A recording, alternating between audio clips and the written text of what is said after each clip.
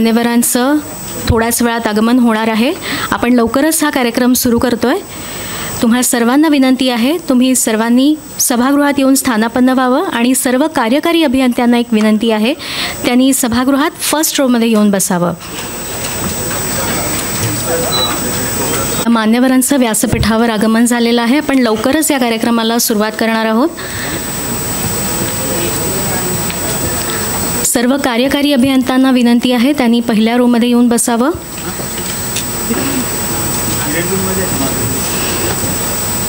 आपल्या आजच्या कार्यक्रमाचे अतिथी यांचं आपण आगमन झालेलं आहे, त्यांचं आपण जोरदार टाळ्यांनी स्वागत करूया.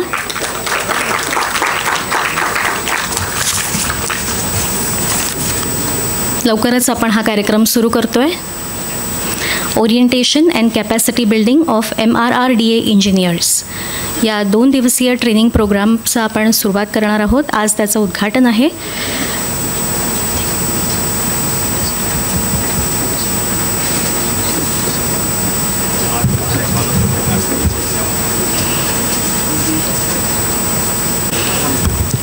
सुस्वागतम, सुस्वागतम, सुस्वागतम. MRRDA Maharashtra rural road development असोसिएशननं आयोजित केलेल्या orientation and capacity building of MRRDA engineers या 2 दिवसीय ट्रेनिंग प्रोग्राममध्ये मी भक्ती सावंत बोरकर तुम्हा सर्वांचं, सर्व मान्यवरांचं, अधिकारी वर्गाचं आणि ट्रेनिंगसाठी आलेल्या सर्व अभियंत्यांचं मनापासून सहर्ष स्वागत करते. असं म्हणतात की scientist dream about doing great things, engineers do them. त्यामुळे अनेक असाध्य गोष्टी साध्य करण्यासाठी झटणाऱ्या, अनेक कल्पनांना सत्यात उतरवणाऱ्या तुम्हा सर्व इंजिनियर्ससाठी, तुम्हा सर्व अभियंत्यांसाठी MRRDAनं हे ट्रेनिंग आयोजित केलं आहे आणि त्यासाठी अनेक अभ्यासू, अनेक मातब्बर आणि प्रभावी व्यक्तिमत्व, अनेक प्रभावी वक्ते इथे तुम्हाला मार्गदर्शन करण्यासाठी उपस्थित असणार आहेत. या कार्यक्रमासाठी सन्माननीय उपस्थिती ज्यांची असणार आहे ते ग्रामविकास आणि पंचायत राज विभागचे प्रधान सचिव IAS श्री एकनाथ डवले साहेब, जे दूरदृश्य प्रणालीद्वारे आपल्यासोबत असणार आहेत. काही वेळातच आपल्याबरोबर ते असतील. आणि आता व्यासपीठावर जे मान्यवर आहेत, या कार्यक्रमाचे प्रमुख अतिथी MRRDAचे सेक्रेटरी म्हणजेच सचिव श्री सतीश चिखलीकर साहेब यांचं मी स्वागत करते. MRRDAचे चीफ इंजिनियर, मुख्य अभियंता श्री संभाजी माने साहेब यांचं मी स्वागत करते. MRRDAच्या मुख्य अभियंत्या तथा राज्य गुणवत्ता समन्वयक श्रीमती ज्योती कुलकर्णी मॅडम इथे आहेत, त्यांचंही मी स्वागत करते. आणि प्रधानमंत्री ग्राम सडक योजना पुणेच्या सुप्रिटेंडिंग इंजिनियर म्हणजेच अधीक्षक अभियंता श्रीमती मैथिली झांजुर्णे मॅडम, तुम्हा सर्व मान्यवरांचं मी मनापासून स्वागत करते. आपण जोरदार टाळ्यांनी त्यांचं स्वागत करूया. Alaknanda Mane, superintendent engineer Alaknanda Mane. Superintendent engineer Alaknanda Mane येणार आहेत का? अच्छा, अलकनंदा माने ह्या मॅडमसुद्धा इथे आपल्यासोबत आहेत. आपण त्यांचंही स्वागत करूया. प्रज्वलितो ज्ञानमय हा प्रदीप या सुभाषिताला स्मरून या कार्यक्रमाची तेजोमय सुरुवात करण्यासाठी मी व्यासपीठावरील सर्व मान्यवरांना विनंती करते, त्यांनी दीप प्रज्वलनासाठी आणि सर M विश्वेश्वरय्या यांच्या प्रतिमा पूजनासाठी प्रतिमेपाशी यावं. मान्यवरांच्या हस्ते आपण दीप प्रज्वलन आता साजरं करणार आहोत.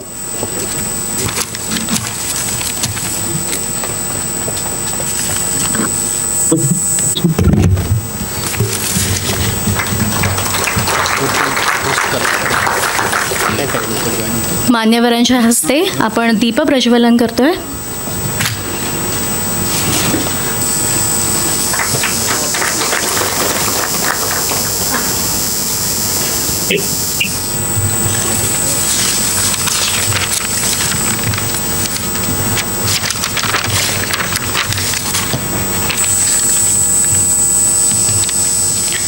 सर्व अभियंत्यांचं प्रेरणास्थान असणारे सर M विश्वेश्वरय्या यांच्या प्रतिमा पूजनासाठी पण मी मान्यवरांना विनंती करते.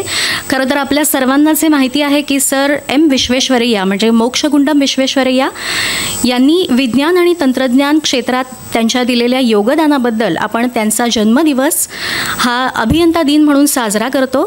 तर सर्व अभियंत्यांचं प्रेरणास्थान असणारे M विश्वेश्वरय्या यांच्या प्रतिमा पूजनाचा सुद्धा कार्यक्रम आपण इथे साजरा करणार आहोत.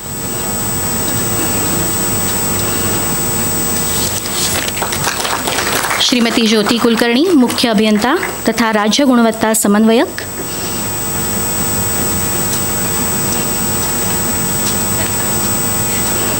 श्रीमती मैथिली झांजुर्णे, अधीक्षक अभियंता पुणे, श्रीमती अलकनंदा माने मॅडम, अधीक्षक अभियंता कोकण,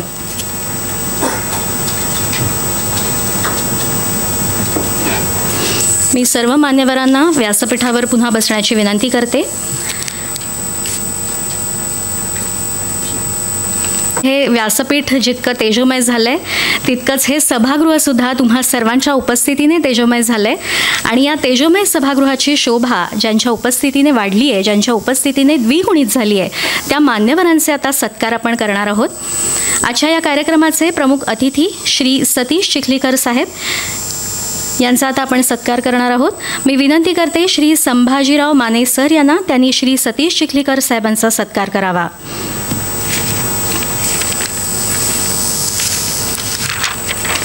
श्री संभाजी माने साहेब, मुख्य अभियंता MRRDA यांच्या हस्ते आपण सत्कार करतोय. आपल्या कार्यक्रमाचे प्रमुख अतिथी श्री सतीश चिखलीकर साहेब यांचा जोरदार टाळ्यांनी आपण त्यांचा सत्कार, त्यांचा सन्मान करतोय.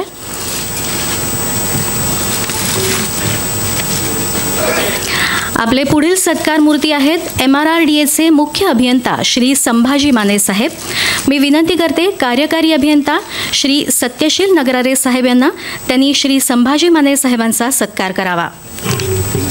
संभाजी माने सर MRRDAचे मुख्य अभियंता आणि त्यांचा सत्कार करतायत श्री सत्यशील नगरारे साहेब.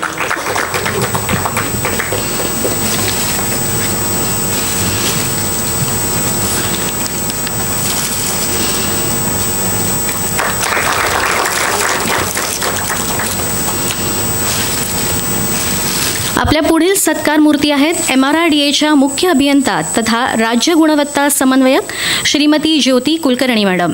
मी विनंती करते प्रधानमंत्री ग्राम सडक योजना पुणेच्या superintending engineer Shrimati Maithili Zanjurne madam यांना त्यांनी श्रीमती ज्योती कुलकर्णी मॅडमचा सत्कार करावा. श्रीमती ज्योती कुलकर्णी, मुख्य अभियंता तथा राज्य गुणवत्ता समन्वयक,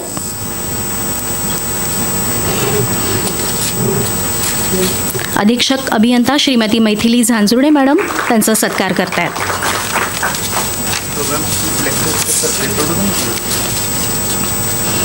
आपल्या पुढील सत्कार मूर्ती आहेत श्रीमती मैथिली झांजुर्णे मॅडम, अधीक्षक अभियंता पुणे. मी विनंती करते MRRDAच्या सहाय्यक अभियंता श्रीमती कोमल घोगरे मॅडम यांना त्यांनी मैथिली झांजुर्णे मॅडम यांचा सत्कार करावा.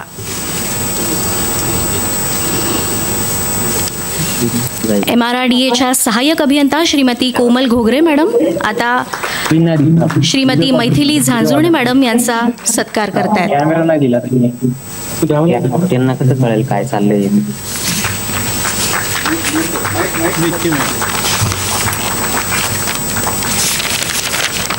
माने मॅडमचा सत्कार कोण करणार?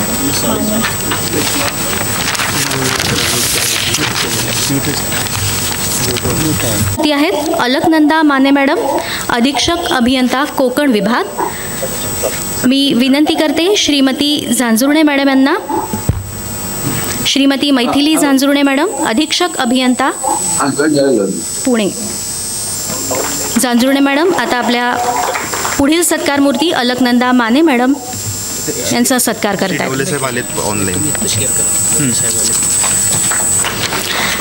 मगाशी म्हटल्याप्रमाणे या कार्यक्रमासाठी सन्माननीय उपस्थिती लाभलेले ग्रामविकास आणि पंचायत राज विभाग प्रधान सचिव IAS श्री एकनाथ डवले साहेब दूरदृश्य प्रणालीद्वारे उपस्थित आहेत. त्यांचंही मी शब्दसुमनांनी सहर्ष स्वागत करते.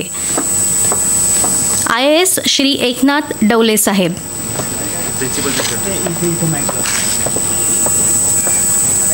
ग्रामविकास आणि पंचायत राज विभाग प्रधान सचिव. थँक्यू. आजच्या या orientation and capacity building of MRRDA engineers या कार्यशाळेसाठी उपस्थित असलेले आपल्या विभागाचे सचिव माननीय चिखलीकर साहेब, जसे ज्यांच्या संकल्पनेतून आणि ज्यांनी मागच्या 1 महिन्यापासून याची तयारी केली अशा ज्यांनी एक वेगळं वर्कशॉप आयोजित केलं असे उपस्थित असलेले आपले मुख्य अभियंता मान्य माने साहेब, या ठिकाणी उपस्थित असलेल्या आपल्या मुख्य अभियंता क्वालिटी कंट्रोल म्हणजे कुलकर्णी मॅडम, पुणे विभागाच्या एसी मान्य रणजोडे मॅडम, उपस्थित असलेले सभागृहामध्ये सर्व जिल्ह्यातून आलेले वरिष्ठ अधिकारी, अधीक्षक अभियंता, कार्यकारी अभियंता व सर्व टेक्निकल अधिकारी. खरं म्हणजे आजचा हा जो ओरिएंटेशन जो आहे किंवा आजचं जे वर्कशॉप आहे हे फार महत्वाचं आहे. कारण आता आपण ज्या बद्दल बोलतोय कामाच्या संदर्भामधलं, तर नेहमी फील्डवर नाही का आपल्याला एक सकारात्मक ऐकू येते की MMGSY आणि PMGSY चे रोड कम्पॅरेटिव्हली चांगले आहेत आणि आपल्याकडची जी गुणवत्ता नियंत्रणाची जी व्यवस्था आहे ती फार फुलप्रूफ आहे. आणि म्हणून मागच्या काही दिवसापूर्वी देशदामध्येच मुख्य कार्यकारी अधिकारी आणि सर्व ऍडिशनल सीओ PD आणि या सर्वांचं वर्कशॉप झालं होतं. त्या वर्कशॉपमध्ये अगोदरच्या दिवशी माननीय मुख्यमंत्री महोदयांनी गुणवत्तेबद्दल एक विषय उपस्थित केला होता की आपण सर्व कामे चांगली करतो परंतु त्याची गुणवत्ता हा फार अडचणीचा विषय ठरतो. आणि म्हणून मग दुसऱ्या दिवशी आपण माननीय माने साहेब होते, चिखलीकर साहेब होते, त्यांनी त्यांचं एक quality control mechanism in MRRDA असं एक प्रेझेंटेशन त्या ठिकाणी दिलं. त्यामुळे निश्चितच हे फार चांगल्या बेस्ट प्रॅक्टिसेस मध्ये हे नव्हतं. आता ज्या काही वर्कशॉप मधले जे विषय माझ्या निदर्शनास आणलेले आहेत ते फार चांगले विषय आहेत. म्हणजे basically use of bitumen emulsion in road construction and mechanised surface dressing, quality monitoring बद्दल मी बोललो. 3 टायर सिस्टम आपली क्वालिटी मॉनिटरिंगची फुल प्रूफ आहे. त्यानंतर सेल्फ फिल कॉन्क्रीट आहे. Use of AI in civil construction हा फार महत्वाचा मुद्दा आहे. मध्यंतरी मागच्या एका मिटिंगला माने साहेब होते, मी होतो, आम्ही तिथं दिल्लीला गेलो. PMGSY मधल्या जे रोड आपल्या रेग्युलर इन्स्पेक्शनचे जे फोटोज असतात ते फोटोज आपण तिथं टाकतो आणि त्या ठिकाणी म्हणतो not required for the maintenance, आणि अशा पद्धतीनं ते फोटो तिथं अपलोड होतात. आता आम्हाला त्यांनी त्यावेळेस दाखवलं की हे तुमच्याकडं दाखवलेल्या रस्त्यापैकी हे पॅचेस आहेत, हे AI सांगतं की इथं गरज आहे. म्हणजे माझ्या माहितीप्रमाणे त्यावेळेस काहीतरी 22 का 23% रिजेक्शन त्यांनी दाखवलं होतं की आपण आपल्या स्तरावरून पाठवलेले अपलोड केलेले फोटो AI सांगितले होते की हे रोड रिपेअर साठी गरजेचे आहेत, हा पॅच असा असताना आपल्या मंडळींनी ते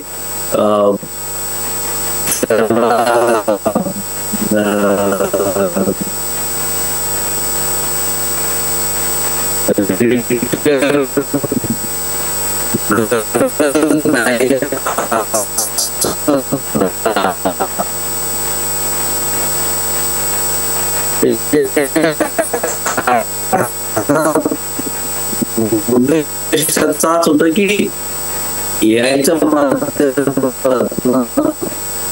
आपल्याला म्हणजे पुढं जर तो रस्ता त्याच वेळेत जर दुरुस्त झाला असता तर कदाचित पुढच्या आणखी एका म्हणजे ज्याला आपण हॅलो येतो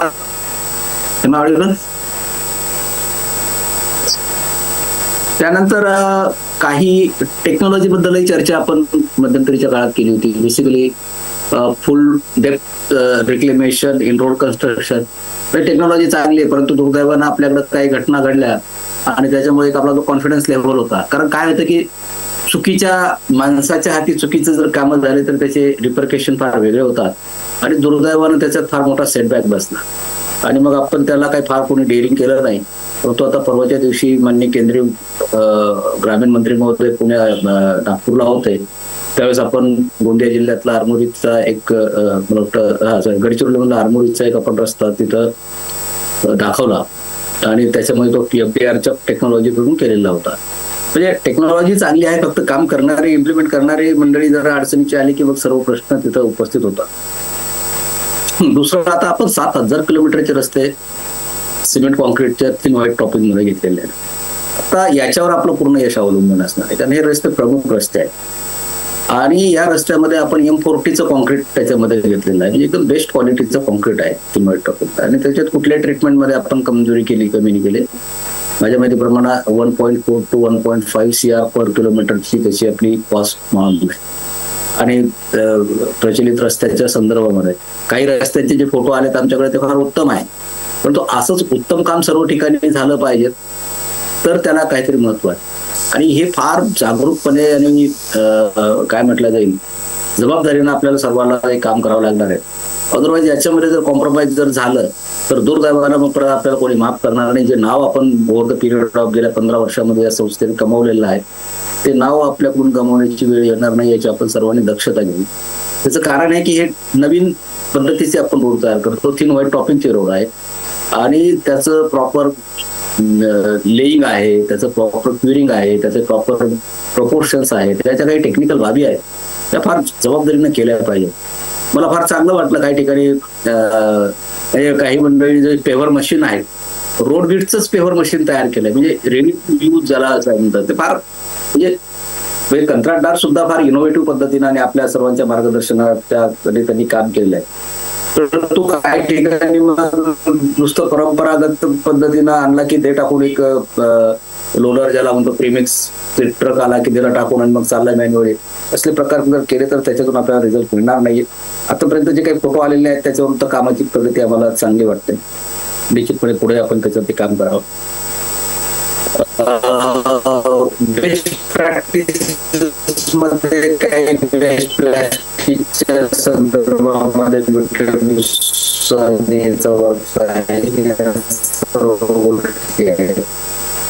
मला वाटतं पुढच्या कालावधीमध्ये तो मासच्या माध्यमातून सर्व होत आहे. भविष्यामध्ये गव्हर्नमेंट ऑफ इंडिया याच्यामध्ये EMD रेकॉर्डिंग अशा पद्धतीचं सुद्धा त्याच्यामध्ये हे करणार आहे. त्यामुळे पुढच्या कालावधीमध्ये आणखी जबाबदारीनं आणि गुणवत्तेनं काम करण्याची गरज आहे. म्हणजे एक लक्षात घ्या की हे वर्कमनशिपची गोष्ट आहे आणि प्रॉपर वेळेत प्रॉपर केलेली हे आहे. म्हणजे एक साधं उदाहरण जर सांगायचं झालं तर एखादा स्वयंपाक करत असताना त्याच्यामध्ये लागणारे इन्ग्रेडियंट आणि लागणारी कॉस्ट सर्वसारखीच असते, परंतु एखाद्याच्या हाताचा एखाद्याचं फार चांगल्या पद्धतीने होतं, एखाद्याच्या ह्याच्यामधून होत, म्हणजे त्याचं काही फार कॉस्टमध्ये सेव्हिंग झालं, कॉस्टमध्ये कटिंग केलं असं होत नाही. असंच वर्कमनशिप सुद्धा आहे.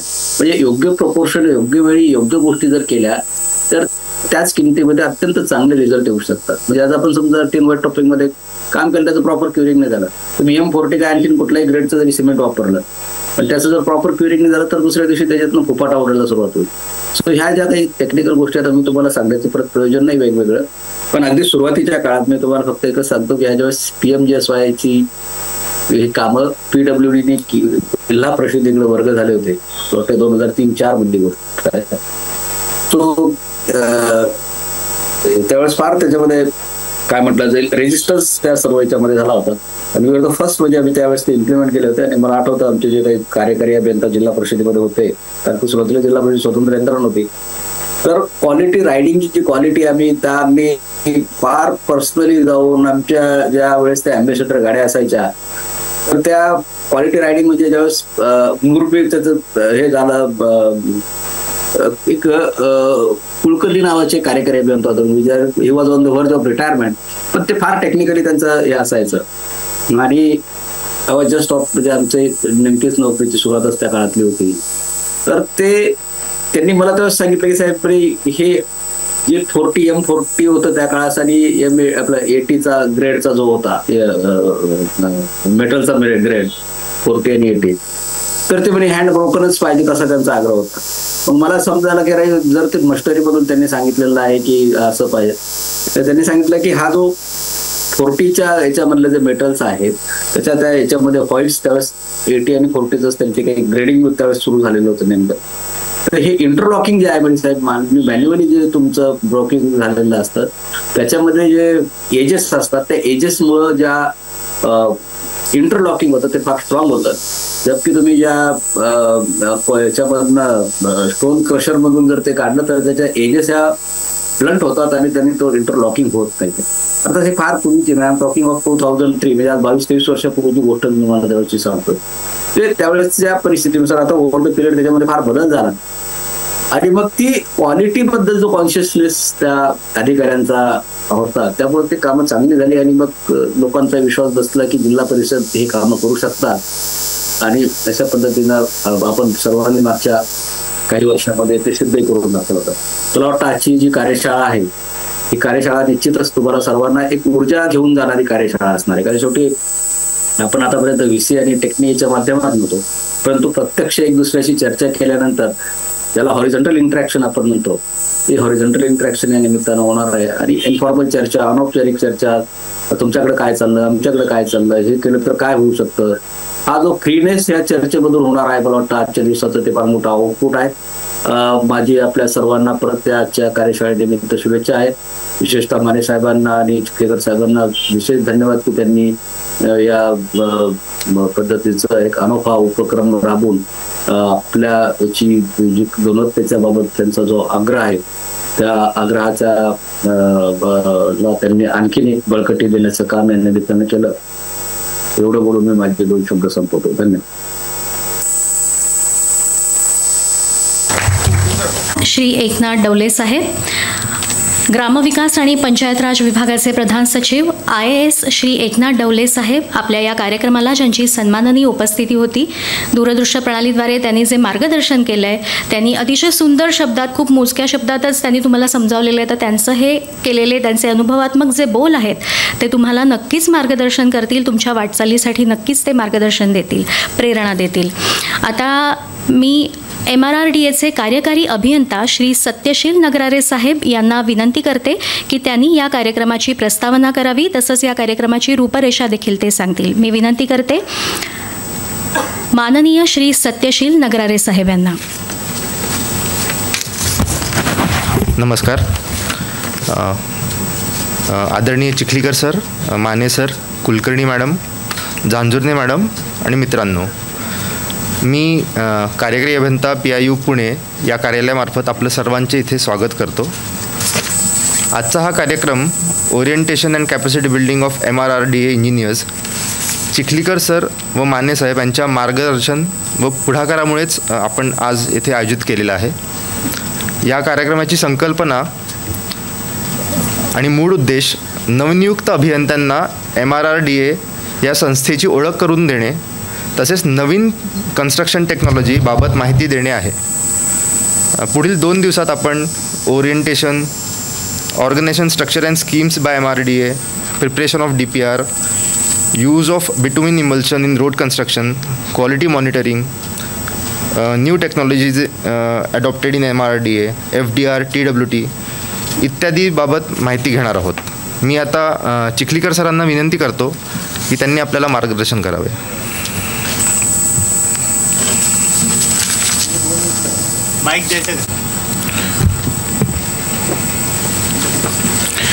आजच्या या प्रशिक्षणानिमित्त उपस्थित असलेले आपले सचिव आदरणीय चिखलीकर सर, माझे सन्मान्य सहकारी, उपस्थित सर्व अधीक्षक अभियंता, कार्यकारी अभियंता, डेप्युटी इंजिनियर, ज्युनियर इंजिनियर, बंधू आणि भगिनींनो, या प्रशिक्षणासाठी मी प्रथमतः आदरणीय डवले सरांचा आभार मानतो आणि तुम्ही सगळे उपस्थित राहिलात त्यामुळे तुमचंही स्वागत करतो. मित्रांनो, आपल्याला माहिती आहे की मागच्या 20-25 वर्षापासून टेक्नॉलॉजी ही झपाट्याने वाढते. जेव्हापासून आपल्या हातात मोबाईल आलेत, नेटवर्क आलं, इंटरनेट आले, यूट्यूब, सोशल मीडिया हे आपल्या हातामध्ये आलं, लॅपटॉप आलं, तर आपल्याला माहिती आहे की आजची टेक्नॉलॉजी उद्या जुनी होते. म्हणजे आज घेतलेला मोबाईल कदाचित उद्या जुना होतो आणि आपल्याला दुसरा मॉडेल घ्यावं लागतं. तर तसंच सिव्हिल इंजिनिअरिंग आणि एस्पेशली रोड कन्स्ट्रक्शन, ब्रिज कन्स्ट्रक्शनमधली टेक्नॉलॉजीसुद्धा दिवसानुदिवस ती नवीन येत आहे. त्यामुळं या टेक्नॉलॉजीच्या स्पेसला आपण मॅच होण्याचा प्रयत्न करतो आहे. मग यापूर्वी आपण अनेक VCद्वारे तुम्हाला न्यू टेक्नॉलॉजी काय आहे, थिन व्हाईट टॉपिंगचे आपण अनेक वर्कशॉप घेतले, FDR बाबतीत आपण अनेक वर्कशॉप घेतले. परंतु चिखलीकर साहेब जेव्हा आम्ही एकत्र असायचो तर तेव्हा आम्हाला असं वाटायचं की आपल्या लोकांना कुठंतरी आपण एकत्र ऑफलाईन ट्रेनिंग दिलं पाहिजे. आणि तसा फीडबॅक बऱ्याच फील्ड ऑफिसरचा सुद्धा होता की सर हे VCवरचा जो विषय आहे ते थोडं ठीक आहे समजतं आम्हाला, पण याच्यापेक्षा आपण एकत्र का बसू नये की जिथे विचारांची देवाणघेवाण होईल.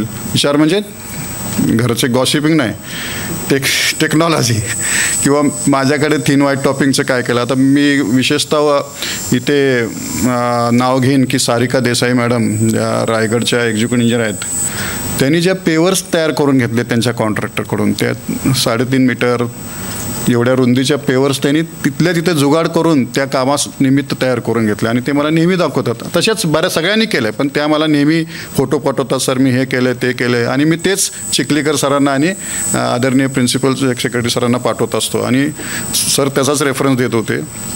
तर असे नवनवी उपक्रम आपल्याकडे होत असतात. मग हे सगळं देवाणघेवाण कधी होणार आहे? आपण फक्त ऑनलाईनच करणार आहे का? म्हणून एक व्यासपीठ आपण निर्माण केलं की जिथं बाबा ह्या सगळ्या टेक्नॉलॉजीची चर्चा होईल. आणि आपण जे आता विषय घेतलेले आहेत हे सगळे विषय जवळपास न्यू टेक्नॉलॉजीचे विषय आहेत. कारण आता काळ बदलत चालला आहे. आपल्या सगळ्यांना माहिती आहे की हे ग्लोबल वॉर्मिंग, क्लायमेट चेंज याला आपण सगळे आता फेस करतो आहे. म्हणजे मी 2019-21ला 2 वर्ष कोल्हापूरमध्ये लँडस्लाईड आणि फ्लड ह्या 2 गोष्टीला मी फेस करून आले. मी तिथे AC होतो. तर हे सगळ्यांचा अभ्यास करताना असं मग हे कशामुळे होतं तर आपल्या सगळ्यांना माहिती आहे की हे जो मेन गाभा जो आहे तर GHG गॅसेस जे आपण एमिट करतो आहे, इंडस्ट्रियलायझेशन नंतर जे काय आपण डेव्हलपमेंट केली त्या डेव्हलपमेंटचे जे काय वाईट परिणाम आहेत ते आता आपल्याला मिळायला लागले आहेत. मग आता वाईट आपणच केलेलं आहे, वाईट परिणाम तर भोगावं लागतील. मग आता समोर तर जावं लागेल. म्हणून ते समोर जाण्यासाठी कशा प्रकारे आपल्याला समोर जायचं आहे क्लायमेट चेंजसाठी, तर त्याच्यासाठी आपल्याला 2 प्रकार आहेत, एक तर मिटिगेशन आणि अडॉप्टेशन.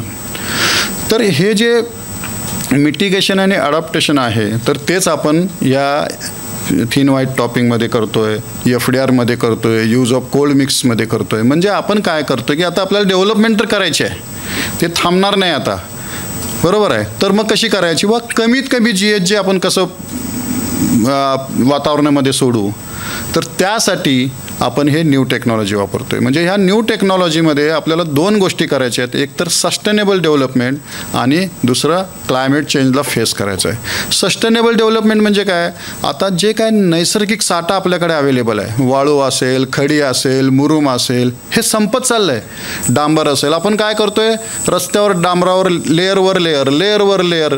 अहो मी ज्या गावामध्ये राहत होतो लहानपणी त्याची उंबरे त्यावेळेस रस्त्याच्या वर होती, आता ती उंबरे सगळी खाली गेली रस्त्याची. म्हणजे इतकं आपण त्या रस्त्यावर लेअर टाकतोय. तर हे कुठंतरी थांबलं पाहिजे. हा जो नैसर्गिक साठा आहे आपल्या येणाऱ्या पिढीला आपण ठेवला पाहिजे. ते म्हणून जे काय यूज केलेलं आहे त्यालाच रिसायकल करणे, त्यालाच रियूज करणे, ह्या टेक्नॉलॉजी जे आहेत हे आपण वापरला पाहिजे. आपण एकूण जे कार्बन एमिशन करतो आहे वातावरणामध्ये त्याच्यामध्ये कन्स्ट्रक्शन इंडस्ट्री जी आहे, रोड ट्रान्सपोर्टेशन, हे 16% एमिशन आपलं आहे. आणि ते 16%पैकी जर आपण काही कमी करू शकलो तर हे आपलं इंजिनिअरिंगचं यश होईल. तर या सगळ्यांच्या माध्यमातून आपण ह्या जो ट्रेनिंग प्रोग्राम ठेवलेला आहे तो ट्रेनिंग प्रोग्राम हे सगळे विषय त्यात आपण घेतलेले आहेत. तर आपल्या सगळ्यांना विनंती आहे की हे सगळे विषय अगदी चांगले एक्सपर्ट्स आहेत या फील्डमधले. तर आपण हे सगळे वेळ न चुकवता सगळ्यांनी काळजीपूर्वक ऐकावे. जिथं तुम्हाला काही प्रश्न आहेत ते प्रश्न सुस्पष्ट मराठीत आपण विचारावं आणि प्रत्येक सेशन आपण हजेरीत राहावं. या निमित्ताने मी आपल्या सगळ्यांना शुभेच्छा देतो आणि माझे 2 शब्द संपवतो. Thank you so much. धन्यवाद श्री संभाजी माने साहेब, मुख्य अभियंता MRRDA. आता मी विनंती करते या कार्यक्रमाचे प्रमुख अतिथी MRRDAचे सेक्रेटरी म्हणजे सचिव श्री सतीश चिखलीकर साहेब यांना त्यांनी आपलं मनोगत व्यक्त करावं. श्री सतीश चिखलीकर साहेब.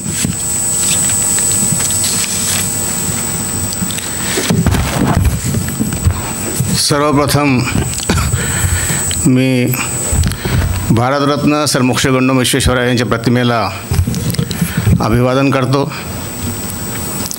आजच्या कार्यक्रमाला आवर्जून आपल्याला मार्गदर्शन करणारे प्रधान सचिव डवले साहेबांचं आभार मानतो. आणि या कार्यक्रमास उपस्थित असलेले MRRDAचे मुख्य अभियंता श्री माने साहेब, माझे सहकारी, त्याच्यानंतर मुख्य अभियंता आपले क्वालिटी कंट्रोलच्या कुलकर्णी मॅडम, माने मॅडम, अधीक्षक अभियंता जाजोंडे मॅडम, सर्व कार्यकारी अभियंता, उपअभियंता व प्रशिक्षणाला उपस्थित असलेले सर्वजण. माने साहेबांनी खूप मोठे मोठे शब्द वापरून जर सभागृह जरा शांतच झालं आहे. आपले सगळे विषय खूप चांगले आहेत, टेक्निकल आहेत, इनोव्हेटिव्ह आहेत. टेक्नॉलॉजीबद्दल मानेसाहेब बोलले, कार्बन इमिशनबद्दल बोलले. मी तुम्हाला थोडक्यामध्ये एक साध्या भाषेमध्ये प्रशिक्षण ओरिएंटेशन कार्यशाळा का आवश्यक आहे बा हे सांगणार आहे. म्हणजे instead of using the powerful words, सोप्या शब्दात सांगायचा मला प्रयत्न राहील. आपण प्रशिक्षण किंवा ओरिएंटेशन कशासाठी करतो? डवले साहेबांनी सांगितलं आपल्याला की विचारांची देवाणघेवाण होते. जेव्हा आपण फिजिकल असतो तेव्हा इंटरॅक्शन वाढतं. आता उदाहरण द्यायचं असलं तर आम्ही एक ट्रेनिंग मध्यंतरी यशोदामध्ये अटेंड केलं होतं. कुलकर्णी मॅडम त्यावेळेस होते, बरोबर आहे ना? म्हणजे 23मध्ये आम्ही एक ट्रेनिंग अटेंड केलं होतं, प्रशिक्षण म्हणा किंवा कार्यशाळा. आणि त्यानंतरसुद्धा आमचं कम्युनिकेशन इंटरॅक्शन अजूनही चालू आहे. त्या ग्रुपवर यशोदा नावाचा ग्रुप आहे, त्या ग्रुपवर आम्ही खूप एन्जॉय केलं. त्यावेळेस तुम्ही पण करा असं माझी अपेक्षा आहे. आणि त्या ग्रुपवर अजून तुम्ही पण एक ग्रुप फॉर्म करा आजच्या ट्रेनिंगच्या माध्यमातून, की लक्षात राहतं आपल्याला असं आपण प्रशिक्षण घेतलेलं आहे म्हणून. त्या ग्रुपवर आम्ही नेहमी वाढदिवस असेल किंवा कोणत्या टेक्निकल मॅटर्स असतील, पेपर्स असतील, आम्ही ते एकमेकाला सर्क्युलेट करतो. म्हणजे इंटरॅक्शन होणे हा प्रशिक्षणाचा किंवा ओरिएंटेशनचा मूलभूत म्हणजे काय म्हणतात त्याला उद्देश आहे. आणि वेगवेगळे प्रशिक्षण आपण म्हणजे काय म्हणतात त्याला कंपल्सरी अटेंड करणं अपेक्षित असतं, करायलाच पाहिजेत. मी पण बरेचसे प्रशिक्षण अटेंड केलेले आहेत. उदाहरण द्यायचं असेल तर मी यशोदामध्येच मला वाटतं माझे 3-4 ट्रेनिंग झाले. मी गाझियाबादला एक महिनाभर ट्रेनिंगला होतो, गाझियाबाद आपल्या CPW इन्स्टिट्यूटमध्ये. त्यावेळेससुद्धा पूर्ण भारतामधले प्रत्येक स्टेटचे 2-2 लोक आले होते. अजूनही मला त्या लोकांचं कम्युनिकेशन इंटरॅक्शन चालू असतं. ते गोव्याचे चीफ इंजिनियर, आता ते पण चीफ इंजिनियर झालेत. MP ते पण आता CE किंवा तिथले लोक आहेत. ते मला नेहमी आमचं पेपर्सचं देणं घेणं किंवा बघ असं काही गरज नाही की टेक्निकलच बोललं पाहिजे, बऱ्याच माध्यमातून आपण बोलत असतो, ते सांगतात एकमेकाला. गाझियाबादला असताना आम्हाला एक बिंदेश्वरी पाठक तुम्हाला माहीत असतील, बिंदेश्वरी पाठक यांचं त्यांच्या सुलभ इंटरनॅशनलला आम्ही गेलो होतो. आणि सुलभ इंटरनॅशनलमध्ये ते आमच्यासोबत जेवायला पण होते. बिंदेश्वरी पाठकबद्दल तुम्हाला सांगतो, ते सोशल वर्कर होते, सुलभ इंटरनॅशनलचे संस्थापक, ज्यांनी सार्वजनिक स्वच्छतागृह असावे अशी संकल्पना मांडली, ते बिंदेश्वरी पाठक. त्यांच्यासोबत आम्ही जेवण पण केलं. त्यांनी पूर्ण आम्हाला सॅनिटेशन कसं असावं हे फिरून दाखवलं. म्हणजे हे प्रशिक्षणामध्ये आपल्याला असे अनुभव येतात, ते अनुभव आपल्यामध्ये साठवायचे असतात. सुलभ बिंदेश्वरी पाठकना पद्मभूषण पण भेटलं आहे, पद्मविभूषण पण भेटलं आहे. त्याच्यानंतर मी हैदराबादला पण एक एन्व्हायरमेंटल इंजिनिअरिंगचं ट्रेनिंग केलं. असे म्हणजे बरेचसे ट्रेनिंग करतो आपण, त्याच्या आठवणी राहतात, इंटरॅक्शन वाढतं. हा मूलभूत उद्देश ट्रेनिंगच्या मागं आहे. आता प्रशिक्षणाच्या बाबतीमध्ये सांगायचं झालं तर PMJSY ही म्हणजे MRRDA ही संस्था, मागे मी सांगितलं होतं की ही इतर खात्याच्या मानाने 25 वर्षे पुढे आहे. आपलं क्वालिटी मॉनिटरिंग असेल, आपली काय म्हणतात रिअल टाईम डेटा असेल, आपलं सिस्टीम असेल, हे 25 वर्ष कमीत कमी पुढे आहे. आणि याच्यामध्ये आपलं सर्वांचं कॉन्ट्रिब्युशन आहे, हे काही एकाचं काम नाही. आणि सुदैवानं आपल्याला माने साहेबांचं मी खरंच मनापासून कौतुक करतो की मागच्या 15 दिवसापासून ते माझ्या मागे लागले होते, डवले साहेबांच्या मागे लागले होते. सारखे मला म्हणायचे ते पेमेंटचं काय झालं, याचं काय झालं. मला असं वाटायला लागलं की मी सेक्रेटरी का ते माझे सेक्रेटरी आहेत. म्हणजे थोडक्यात सांगायचं कौतुकास्पद काम ते करत आहेत. आणि मला खरंच त्यांचं अभिनंदन करतो आणि कौतुक करतो. आणि काल विशेष बाब म्हणजे काल मला प्रवीणसिंग परदेशी साहेबांचा फोन आला होता, मी रस्त्यात पुण्याहून निघताना. आणि त्यांनी तुम्ही मगाशी काहीतरी त्या नीती आयोगाच्या बाबतीमध्ये तुम्ही जे ड्राफ्टिंग केलं होतं आणि तुमचं नाव घेऊन मला सांगितलं की माने साहेबांनी आम्हाला खूपच चांगलं गाईड केलं, कारण त्यांचा अभ्यास पण तेवढा टेक्निकल याच्यावर आहे. आणि मी त्यांचं कौतुक अभिनंदन करतो. तुम्ही पण टाळ्या वाजून अभिनंदन करा. तर असे मुख्य अभियंता आपल्याला लाभलेले आहेत आणि त्याचा फायदा तुम्ही सर्वांनी या ट्रेनिंगच्या माध्यमातून घ्यावा अशी माझी विनंती आहे. एकच मिनटं. तर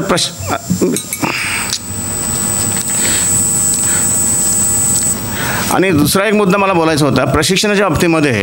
आता मला नवीन अभियंते कोणी आहेत का इथं? AE1 कोणी? मागच्या 2 वर्षाखाली मला 1.5-2 वर्षाखाली 22करांचा मला फोन आला होता. 22कर याला आहेत ना मेटाला. त्यांनी मला विचारलं होतं की ट्रेनिंग नवीन लोकांचं कसं असावं. तर मी त्यांना आवर्जून मी काय PMGSY त्यावेळेस काम केलं नव्हतं, पण मी त्यांना आवर्जून सांगितलं होतं की PMGSYचं मी जे ऐकलं आहे किंवा PMGSYचं वर्किंग आहे त्याच्या बाबतीत तुम्ही प्रशिक्षण त्याच्यामध्ये इन्क्लूड करा. इवन ITCCच्या बाबतीमध्ये मी सांगितलं होतं. त्याच्यानंतर मला वाटतं ITCC आणि PMGSY तुमच्यामध्ये अंतर्भूत झालं असावं असं मला झालं आहे का? मला वाटतं 2 वर्षाखाली मी सांगितलं होतं PMGSYचं आणि ITCCबद्दलचं ट्रेनिंग मी त्यांना ॲड करायला लावलं होतं. नंतर 22करांनी मला फोन करून सांगितलं होतं ॲड केलं म्हणून. आता झालं की नाही हे लोक सांगू शकतील. झालं का? हां. तर म्हणजे थोडक्यात प्रशिक्षण वर्कशॉप यासाठी आवश्यक आहे. आपलं इंटरॅक्शन वाढतं. आता तुम्हाला लोकांना सर्व माहितीच आहे. सगळ्या गोष्टीचं फक्त आपण उजळणी करत आहोत. काही नवीन तुम्हाला काही नाही. तुम्हाला एक किस्सा सांगतो. आमचे एक प्राचार्य होते, मी प्राध्यापक असताना. दरवर्षी म्हणजे विषय चेंज व्हावा म्हणून सांगतो आहे. दरवर्षी मुलांचं ॲडमिशन झालं की 3 Idiot पिक्चर तुम्ही बघितलं असेल.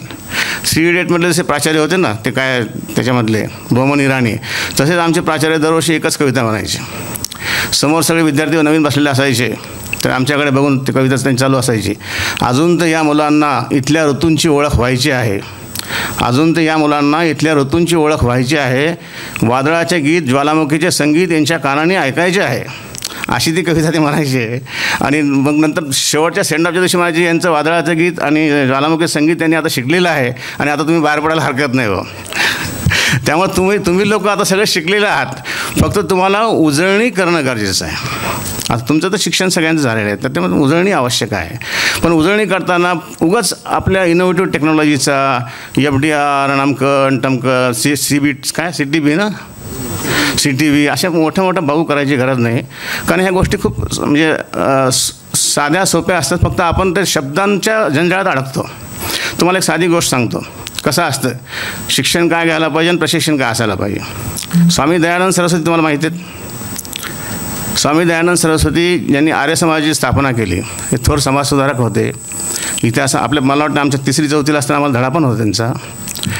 आणि वेदाकडे वळा हे त्यांचा नारा होता. आणि स्वराज्य ही संकल्पना जे लोकमान्य टिळकांचं नाव घेतं आपण, स्वराज्य ही संकल्पना पहिल्यांदा त्यांनी मांडली. इंडिया फॉर इंडियन्स ही संकल्पना त्यांनी मांडली. एक ईश्वर असावा, हे असावं, हे सगळे ते हे विषय आहेत ना. एक मिनिट नंतर बोलतो सांगा. तर हे सगळे विषय त्यांनी मांडले होते. आणि स्वामी दयानंद सरस्वती एकदा ऋषिकेशला गेले होते. ऋषिकेशला त्यावेळेस हिमालयामध्ये सगळे साधू महात्मे तपश्चर्या करायचे. आणि हे ऋषिकेशला गेल्यानंतर मग त्यांनी सगळ्यांचे दर्शन घेतलं. साधू सगळे ऋषी लोकांनी तपश्चर्या केलेली आहे भाऊ, असं आहे तसं दर्शन वगैरे घेतलं स्वामी दयानंदांनी. आणि एका गंगेच्या काठावर एक तेजपुंज तपस्वी बसले होते. आणि त्या तपस्व्याला त्यांनी जाऊन नमस्कार केला. महाराज म्हणे आपण कुठली तपश्चर्या केलेली आहे. त्यांनी म्हणे ते महाराज ऋषी म्हणले तू मी काय केलं नाही असं विचारतो का. मी खूप काही केलं आहे म्हणे. मी वर्षानुवर्ष तपश्चर्या करतो आहे म्हणे. तर स्वामी दयानंद त्याला विचारलं की तुम्ही इतकी वर्ष तपश्चर्या केली तुम्हाला काय मिळालं. ते म्हणे मला सगळ्या सिद्धी प्राप्त झाल्यात म्हणे. थोडक्यात सांगा ना म्हणे काय सिद्धी प्राप्त झाल्यात. ते म्हणे मी या नदीच्या पाण्यावर चालत जाऊ शकतो आणि चालत येऊ शकतो, एवढी मी तपश्चर्या केलेली आहे. तर स्वामी दयानंदांनी विचारलं असं का म्हणे. तुम्ही चालत जाताल आणि चालत येताल, मग याला किती वर्ष लागले म्हणून तुम्हाला चालत जायला आणि चालत यायला. ते म्हणे मी याच्यासाठी 60 वर्ष तपश्चर्या केली. कशासाठी. त्या नदीवर चालत जाण्यासाठी आणि चालत येण्यासाठी 60 वर्ष तपश्चर्या केली. मी आणखीन खूप तपश्चर्या केल्यात म्हणे. तुला सांगू का म्हणे तुला किती केल्यात ते स्वामी दयानंद सांगितलं नको नको नको म्हणे, मला काय सांगू नका म्हणे. तर ऋषीला आश्चर्य वाटलं भाई असं कसं काय म्हणतं नको म्हणून. ते म्हणतो नको का म्हणतोय. ते म्हणते तुमचं ऐकून मला फार वाईट वाटलं म्हणे. 60 वर्ष तपश्चर्या तुम्ही फक्त पाण्यावर चालण्यासाठी घालवली. ते म्हणे असं कसं काय वाईट वाटलं तुला. ते म्हणे अहो एक साधी गोष्ट आहे म्हणे, मी तर पोहत जाईल आणि पोहत वापस येईल. मग त्याला 60 वर्ष कशाला लागतात म्हणे. आणि समजा पूर आला तुम्ही नावेमध्ये बसून जाईल. सांगण्याचा उद्देश काय आहे की कुठल्याही गोष्टीमध्ये किती वेळ घालावा हे त्याच्यापासून उद्देश आहे. 60 वर्ष तपश्चर्या करून त्यांनी टेक्नॉलॉजी शिकली नवीन असं काही नाही. आपल्या पण टेक्नॉलॉजी नावं जरी मोठे असल्या तर FDR म्हणजे काय फुल डेप्थ रिक्लेमेशन म्हणजे पूर्ण डेप्थ हे करायचं आणि त्याला रिसायकलिंग करायचं. सिंपल गोष्ट आहे. सिमेंट ट्रीटेड बेस आपण बऱ्याचदा गोष्टी बघतो. आता डवले साहेबांनी पण साधं उदाहरण स्वयंपाकाचं उदाहरण दिलं. इन्ग्रेडियंट्स तेच असतात, पण स्वयंपाक आपण कसा करतो तशाच गोष्टी आपल्या घरामध्ये बघतो. आपण कणकीचं म्हणजे चपात्या चांगल्या होत नसेल तर आपण मीठ ॲड करतो. तसं CTB म्हणजे काय, सिमेंट ॲड करतो आपण. सिमेंट ट्रीटेड बेस म्हणजे हे साध्या साध्या गोष्टी आहेत, पण तुम्हाला त्यासाठी अनुभव पाहिजे, प्रशिक्षण पाहिजे, निरीक्षण पाहिजे. आणि प्रशिक्षणासाठी ही कार्यशाळा आहे. प्रशिक्षण म्हणा किंवा इंट्रॅक्शनसाठी कार्यशाळा आहे. या कार्यशाळेचा तुम्ही पूर्णपणे सहभाग घ्या. आणि सहभाग घेताना फक्त फिजिकल नको आहे, मेंटल पण हवा आहे. आणि इथं फक्त छंद म्हणून तुम्ही सहभाग घ्या. ड्युटी म्हणून जर घेतली तर ते सहभाग होऊ शकत नाही. तुम्हाला समजा एखाद्या घरी सोडला आणि जाऊन झोपावं, आराम करा म्हटलं, तुम्ही खुशीनं आनंदानं जाऊन झोपताल. पण ऑफिसमध्ये सांगितलं की तू 8 तास निवड झोपून राहायचं, ते तू झोपू शकणार नाही. कारण काय, इट इज ड्युटी. तुमच्या डोक्यात काय असतं, हे माझं ड्युटी आहे. पण घरी गेल्यानंतर काय असतं, का माझा मोकळा वेळ आहे.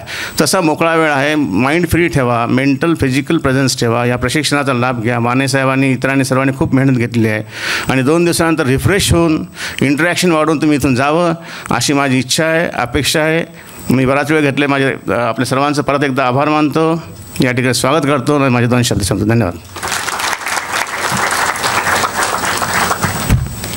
धन्यवाद श्री सतीश चिखलीकर साहेब, MRRDAचे सचिव. श्री सतीश चिखलीकर साहेब यांनी जे सांगितलं आहे ते नक्कीच आपण लक्षात ठेवूया. आणि अजून एक धन्यवाद त्यांच्यासाठी, कारण वातावरण थोडंसं हलकं फुलकं केलं आहे. मी आल्यापासून बघते सगळे धीरगंभीर बसलेले आहेत. थोडंसं चेहऱ्यावर हसू ठेवूया आणि हे मार्गदर्शन जे तुमचं 2 दिवसाचं ट्रेनिंग आहे ते आपण छानपैकी आनंदाने व्यतीत करूया. आता सत्कारानंतर, सर्व मान्यवरांच्या मनोगतानंतर आता आपण वळूया कार्यक्रमाच्या पुढच्या टप्प्याकडे.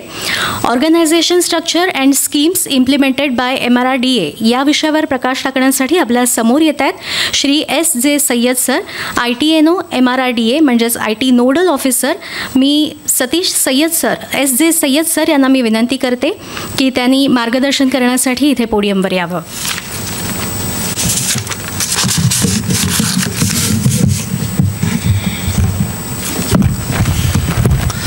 नमस्कार. सर्वप्रथम मी राज्याचे प्रधान सचिव माननीय डवले सर,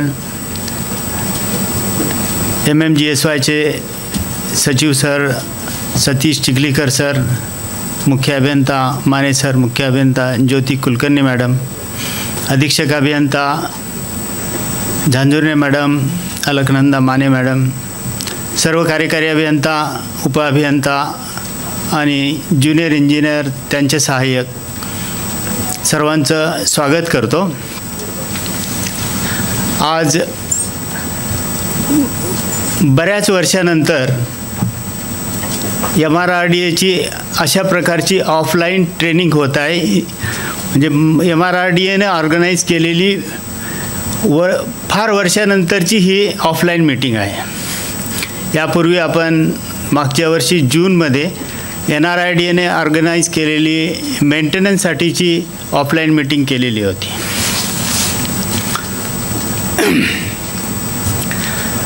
मला जो आज विषय देण्यात आलेला आहे तो आपण MRRDAच्या परिवारामध्ये जे नवीन एंट्रंट्स आहेत, नवीन ज्युनियर इंजिनियर, डेप्युटी इंजिनियर, काही कार्यकारी अभियंता आहेत, त्यांचं ओरिएंटेशन होण्यासाठी, त्यांना योजनेची संपूर्ण माहिती मिळण्यासाठी किंवा आपण या ऑर्गनायझेशनमध्ये काय काय कामं करतो त्याची सविस्तर माहिती मिळण्यासाठी आणि नो हाव होण्यासाठी आदरणीय माने सरांनी ही इनिशिएटिव्ह घेऊन ही कार्यशाळा आयोजित केलेली आहे. त्याचा खरोखरच आपणा सर्वांना फार चांगला असा उपयोग होणार आहे. सरांचे त्याबद्दल मी आभार व्यक्त करतो.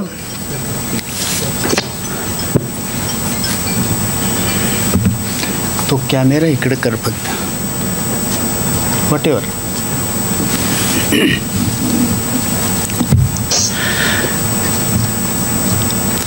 तर आपण महाराष्ट्र रूरल रोड डेव्हलपमेंट असोसिएशनचे सर्व सदस्य आहोत.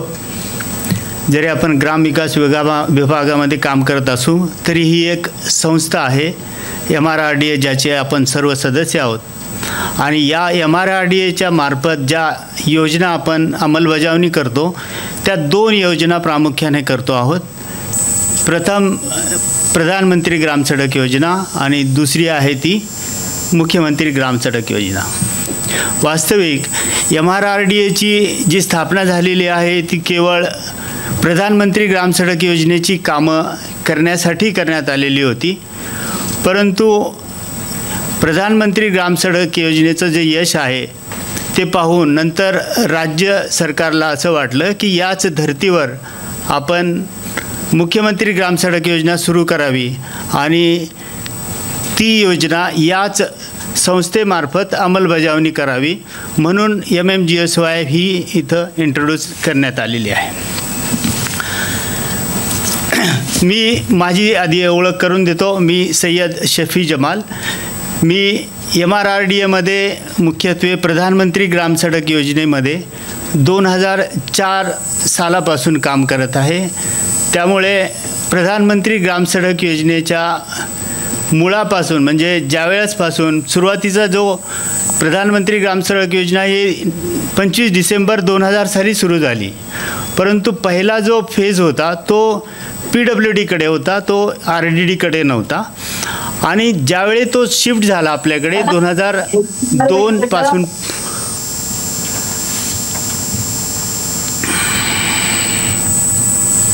2002-03 पासून जो या योजनेची पुढे घोडदौड सुरू झाली त्यावेळेस मी या योजनेमध्ये एंट्री केलेली होती. कोण म्हणते काही बोलतंय का?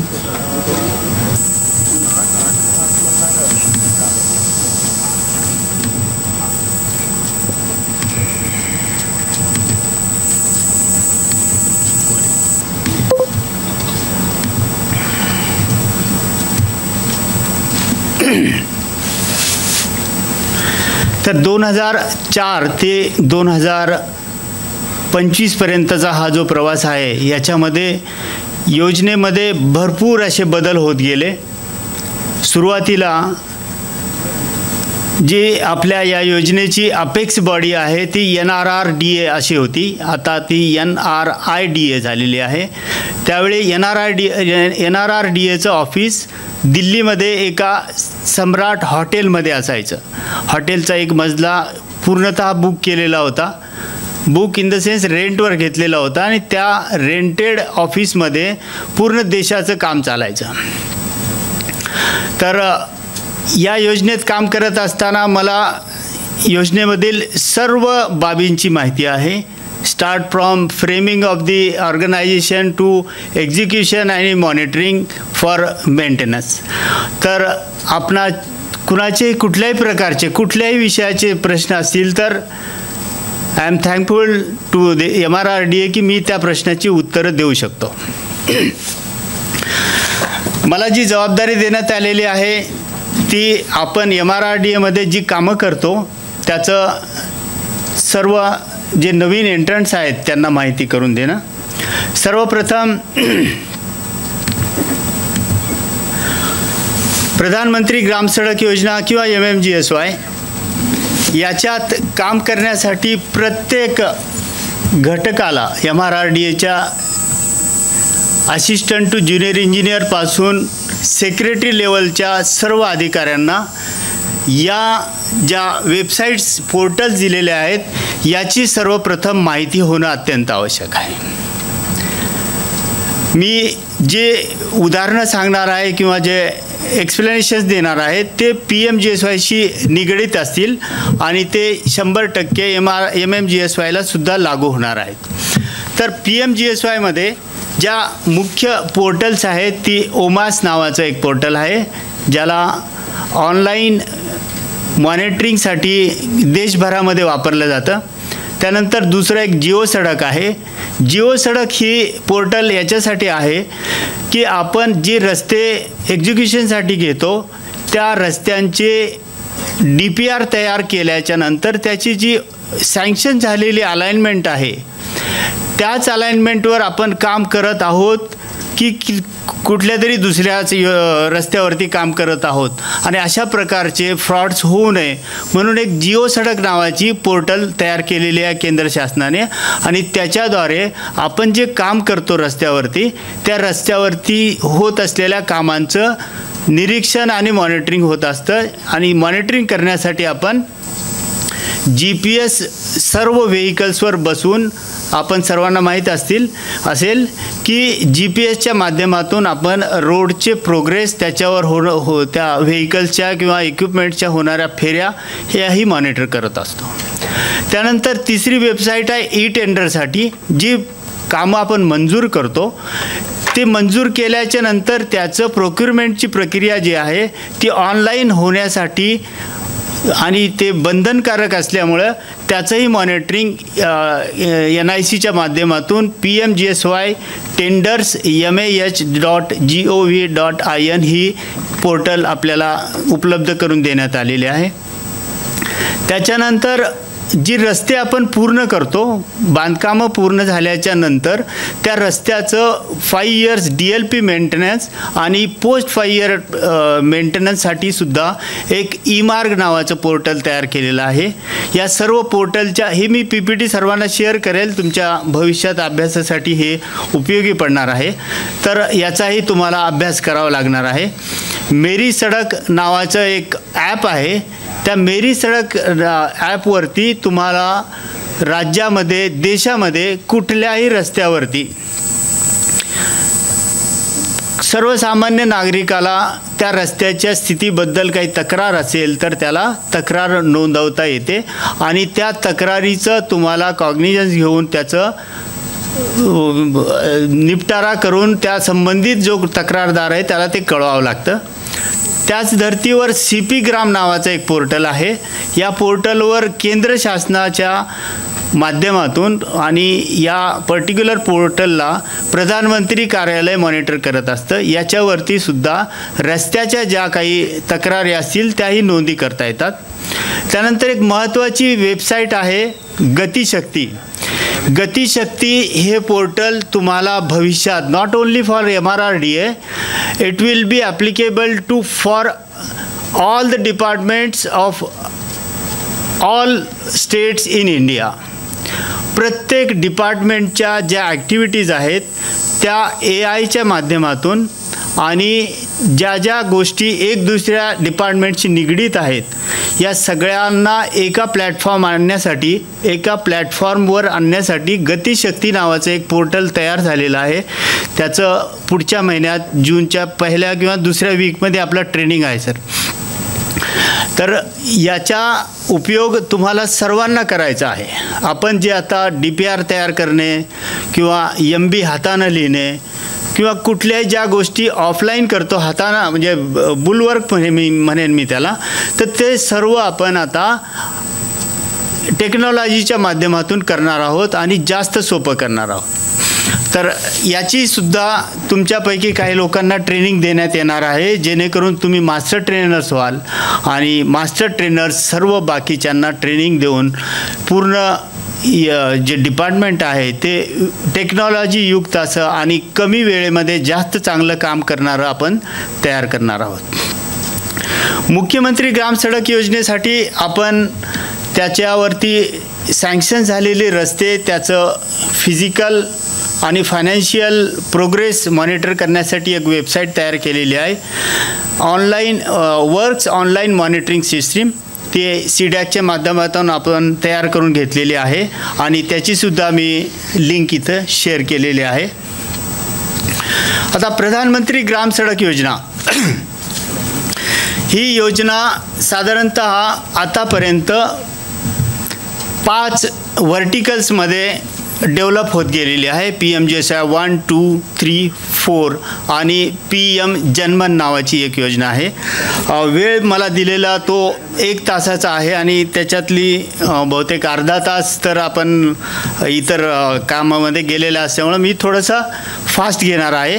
परंतु तुम्हाला ही PPT शेअर केल्यामुळे तुम्ही म्यूट एरियामुळे विसित तुमचा आवाज जात नाही. तिथं चालू आहे ना. नाही मी म्यूट असायचं तिथं अनम्यूट आहे ना तिथं अनम्यूट असलं की मी माईकवर बोललेलं त्याच्यात जात आहे मी अनम्यूट केलं की इको होईल लेट इट बी. तरी 5 व्हर्टिकल्समध्ये आपण PMGSYचे प्रोग्रेस केलेला आहे. PMGSY 1, 2, 3, 4 आणि PM जनमन. याच्यापैकी PMGSY 1 आणि 2 ऑलमोस्ट आपण 100% संपवलेलं आहे. PMGSY 3ची कामं आपली प्रगतीपथावर आहेत आणि PMGSY 4 आपण प्लॅनिंग स्टेजमध्ये आहोत. आणि PM जनमन जे आहे काही लिमिटेड 7-8-9 जिल्ह्यांसाठी केवळ आहे ती. त्याची काही कामं मंजूर झालेली आहेत आणि त्याची टेंडरिंगची प्रक्रिया सध्या चालू आहे. PMGSY 1 मध्ये न्यू कनेक्टिव्हिटी आणि अपग्रेडेशन. आता हे 2 जे शब्द आहेत या MRRDAमध्ये फार प्रचलित आहेत. न्यू कनेक्टिव्हिटी म्हणजे जे न जोडलेली गावं आहेत त्यांना बारमाही रस्त्याने जोडणे आणि अपग्रेडेशन म्हणजे जे एक्झिस्टिंग रस्ते आहेत रूरल रोड्स. लक्षात घ्या MRRDAमध्ये फक्त we are responsible for VR and ODRs. MDR and above आपल्या परव्ह्यूमध्ये येत नाहीत, आपल्या कक्षेत येत नाहीत. तर आपण रूरल रोडचे मॉनिटरिंग, एक्झिक्युशन आणि मेंटेनन्ससाठी आपली MRRDA ही संस्था आहे. तर अशी ही PMGSYची 5 टप्प्यामधली कामं आपण करतो आहे. PMGSY 2मध्ये केवळ अपग्रेडेशन होतं. PMGSY 3मध्ये केवळ अपग्रेडेशन होतं. PMGSY 4मध्ये केवळ न्यू कनेक्टिव्हिटी आहे. दॅट टू 100+ LWE जे की गडचिरोलीला लागू आहे. 250+ ट्रायबल हॅबिटेशन्स जे आदिवासी भागातली अनकनेक्टेड हॅबिटेशन्स आहेत त्यांना रस्ते बनवणे आणि 500+ इन प्लेन एरिया. अशा प्रकारचे क्रायटेरियावर आधारित असलेली ही PMGSY 4 योजना आहे. PM जनमन ही योजना काही पर्टिक्युलर जाती जमातीसाठी जशी कातकरी, कोलम अशा PVTG म्हणतात त्याला. तर त्या हॅबिटेशनला अनकनेक्टेड हॅबिटेशन त्याची पॉप्युलेशन 100+ असेल तर ती हॅबिटेशन्स याच्यामध्ये एलिजिबल आहेत. आता भारत देशाचा जर विचार केला PMGSYमध्ये तर साधारणतः 1,98,699 कामं मंजूर झालेली आहेत. त्यापैकी 1,90,746 कामं पूर्ण झाली आहेत आज तागायत आणि 7,953 कामं प्रगतीपथावर आहेत. लांबीचा जर विचार केला तर साधारणतः 8,17,000 किलोमीटरची कामं मंजूर होती. त्यापैकी 7,70,000 किलोमीटरची पूर्ण झालेली आहेत आणि साधारणतः 29,520 किलोमीटरची कामं सध्या प्रगतीपथावर आहेत. फायनान्शियली जर पाहिलं तर 3,78,000 कोटीची कामं मंजूर केलेली होती.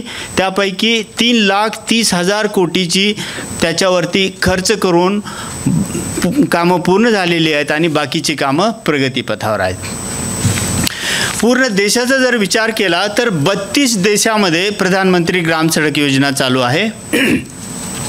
आणि लेंथवाईज जर म्हटलं तर प्रथम क्रमांक मध्य प्रदेशचा लागतो. त्याच्यामध्ये 93,259 किलोमीटर लांबीची रस्ते मंजूर झालेली होती. राजस्थानमध्ये त्याच्या खालोखाल 78,000, त्यानंतर उत्तर प्रदेश आणि महाराष्ट्राचा नंबर 8वा लागतो ज्याच्यामध्ये साधारणतः 34,000 किलोमीटरची लांबीची कामं आपण हाती घेतली होती आणि काही त्यातली पूर्ण करून PMGSY 3 प्रगतीपथावर आहे. आणि सर्वात कमी पांडेचेरीची फक्त 72 रस्ते मंजूर होते आणि 174 किलोमीटरची लांबीची हे रस्ते आहेत. तर 32वा नंबर पांडेचेरीचा लागतो. असा हा एक ग्राफ त्याच्यावरून मी तयार केलेला होता की नंबर 1वर आहे मध्य प्रदेश, देन राजस्थान, UP आणि आपण हे 8व्या क्रमांकावर आहोत. आता प्रधानमंत्री ग्राम सडक योजनेचे सायलेंट फीचर्स काय आहेत ते पाहू आपण. ही योजना मी आधी सांगितल्याप्रमाणे 25 डिसेंबर 2000 साली सुरू झालेली आहे.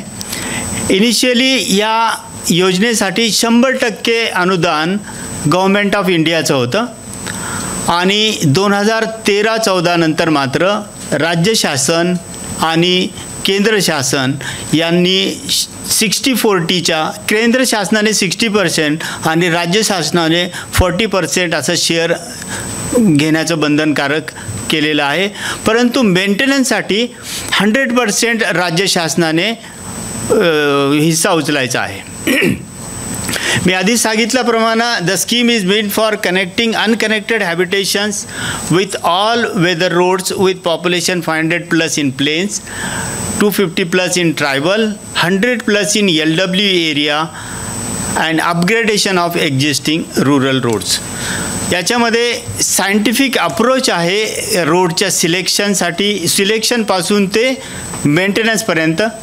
त्यानंतर ऑनलाईन स्क्रुटिनी ऑफ प्रोजेक्ट्स हे फार महत्त्वाची बाब PMGSYमध्ये आहे की प्रत्येक DPR हा ऑनलाईन आणि ऑफलाईन दोन्ही पद्धतीने स्क्रुटिनी होते आणि त्याच्या DPRची जी क्वालिटी आहे अनफॉर्च्युनेटली MMGSYच्या कामापेक्षा निश्चितच चांगली असते. Online monitoring of all processes since selection of works to completion through OMAS, execution of roads and bridges by dedicated program implementation unit जे आपण PIU असा शब्द वापरतो. 3-tier क्वालिटी मॉनिटरिंग आपण याच्यामध्ये फॉलो करतो आणि या एकच कारणामुळे ही योजना फार फेमस झालेली आहे. या योजनेची फेमस होण्याची जी कारणं आहेत त्याच्यामध्ये मुख्यत्वे need based approach of selection of roads हा एक मोठा आणि अत्यंत महत्त्वाचा पॉईंट PMGSYमध्ये आहे की तुम्ही कुठलाही रोड सिलेक्ट करू शकत नाही. त्यात सिलेक्ट करण्यासाठीच्या केंद्र शासनाच्या ज्या गाईडलाईन्स आहेत ते केवळ कागदावरती नसून ऑनलाईन ते मॉनिटर केले जातात. म्हणून तुम्हाला योग्य रस्ताच सिलेक्ट करता येतो. अननेसेसरी रस्ते आपण सिलेक्ट करूच शकत नाहीत आणि जो केंद्र शासनाचा पैसा आहे तो कुठल्याही अनवॉन्टेड रस्त्यावरती आपण खर्च करू शकत नाही. Scientific method of designing the road structure याच्यामध्ये तुम्हाला DPR प्रिपरेशनचा जो याच्यानंतरचा लेक्चर आहे त्याच्यामध्ये DPR कसा तयार करायला पाहिजे आणि कसा होतो हे तुम्ही पाहू शकणार आहात. Execution by dedicated unit of state, close supervision by SRRDA, 3-tier quality monitoring, grievance redressal issue raised by common citizen through towards quality of roads by मेरी सडक जे मी आधी एक्सप्लेन केले. 5-year DLP मेंटेनन्स आणि हे सर्व केल्यामुळे ग्रामीण भागातील जे कॉमन पब्लिक आहे त्यांचं राहणीमान उंचावलेलं आहे. प्रत्येक ग्रामीण जो कोणी त्या रोडचा एंड युजर आहे किंवा बेनिफिशियरी आहे त्याला वाटतं की हा रस्ता अत्यंत चांगला झालेला आहे. तर ह्या योजनेसाठी आपण जो DPR तयार करतो त्याच्यामध्ये वेगवेगळे सायंटिफिक अप्रोच अवलंबण्यासाठी IRCने दिलेले जे पुस्तकं आहेत ते मी याच्यामध्ये लिस्ट आउट केलेले आहेत. तुम्ही ते तुम्हाला करावंच लागतात. म्हणजे जे आपण एक्झिक्युशन करणारी लोक आहोत तुम्हाला जर स्पेसिफिकेशन हा शब्द म्हटला तर स्पेसिफिकेशन कुठून आलेलं आहे हे पाहण्यासाठी तुम्हाला पेपर किंवा तो IRC कोड रेफर करावाच लागतो. तर हे जे कॉमन वापरले जाणारे पुस्तकाची लिस्ट मी इथं दाखवलेली आहे. त्यानंतर आपण MMGSYबद्दल बोलू. MMGSYमध्येही PMGSYच्या धर्तीवरती आपण आत्तापर्यंत 4 व्हर्टिकल्स केलेले आहेत म्हणजे तिथपर्यंत गेलेलो आहेत. MMGSY 1, जे की 28 ऑक्टोबर 2025ला सुरू झालेली आहे. त्यानंतर MMGSY 2 6 डिसेंबर 22ला, MMGSY 2चा R&Dची बॅच 1 म्हणून आपण 15 फेब्रुवारी 2024ला GR काढलेला आहे. त्यानंतर MMGSY 3 याची आपण सर्वांना बहुतेक जिल्ह्यांमध्ये नाही आहे, केवळ जळगावमध्ये काही कामं मंजूर झालेली आहेत.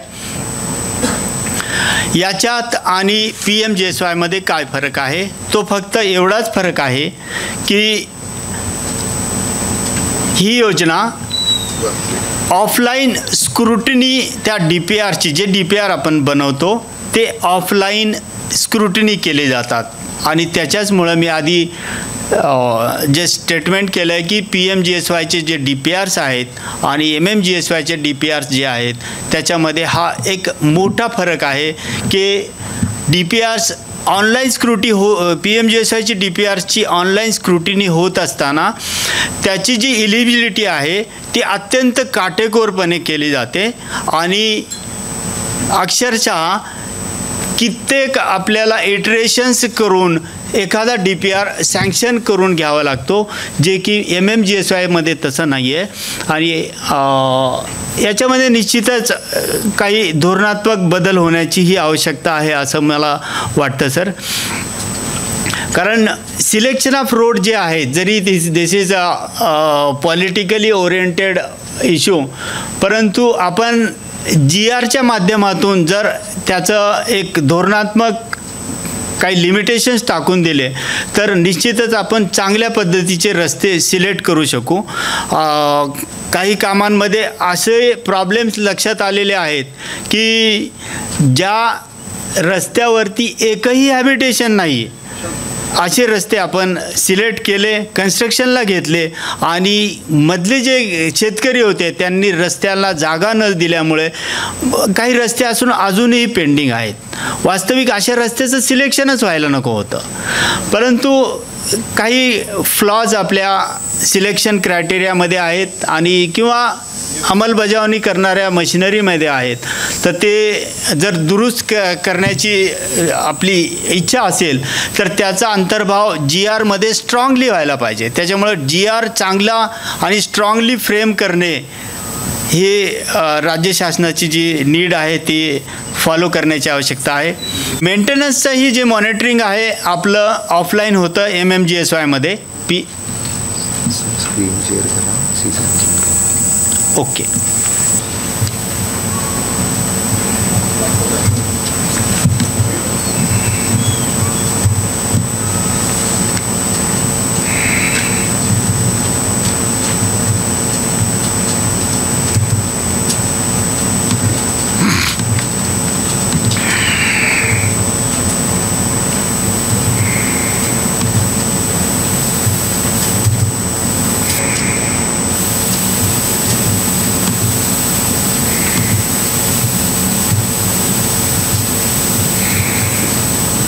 शेअर होते झाली शेअर.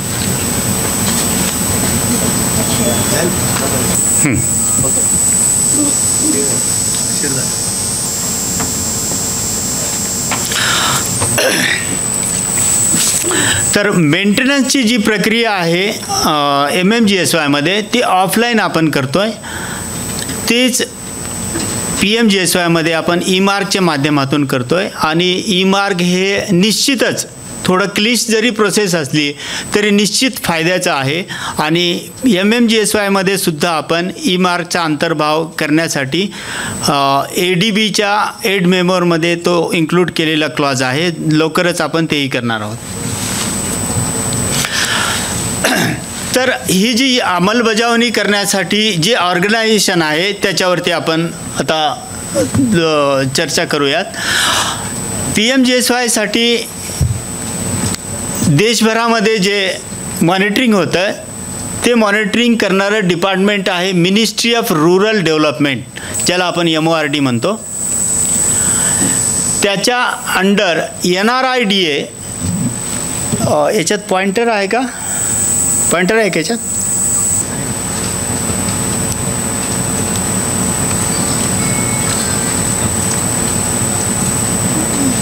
कलर सिलेक्ट करता येतो का? नाही, असं व्हाईटवर दिसणारच नाही. तर मिनिस्ट्री ऑफ रूरल डेव्हलपमेंटच्या अंतर्गत NRIDA ही अपेक्स बॉडी आहे आपली, जे सर्व ॲक्टिव्हिटीज PMGSYच्या रस्ते आणि ब्रिजेसचे आहे ते केंद्र शासनासाठी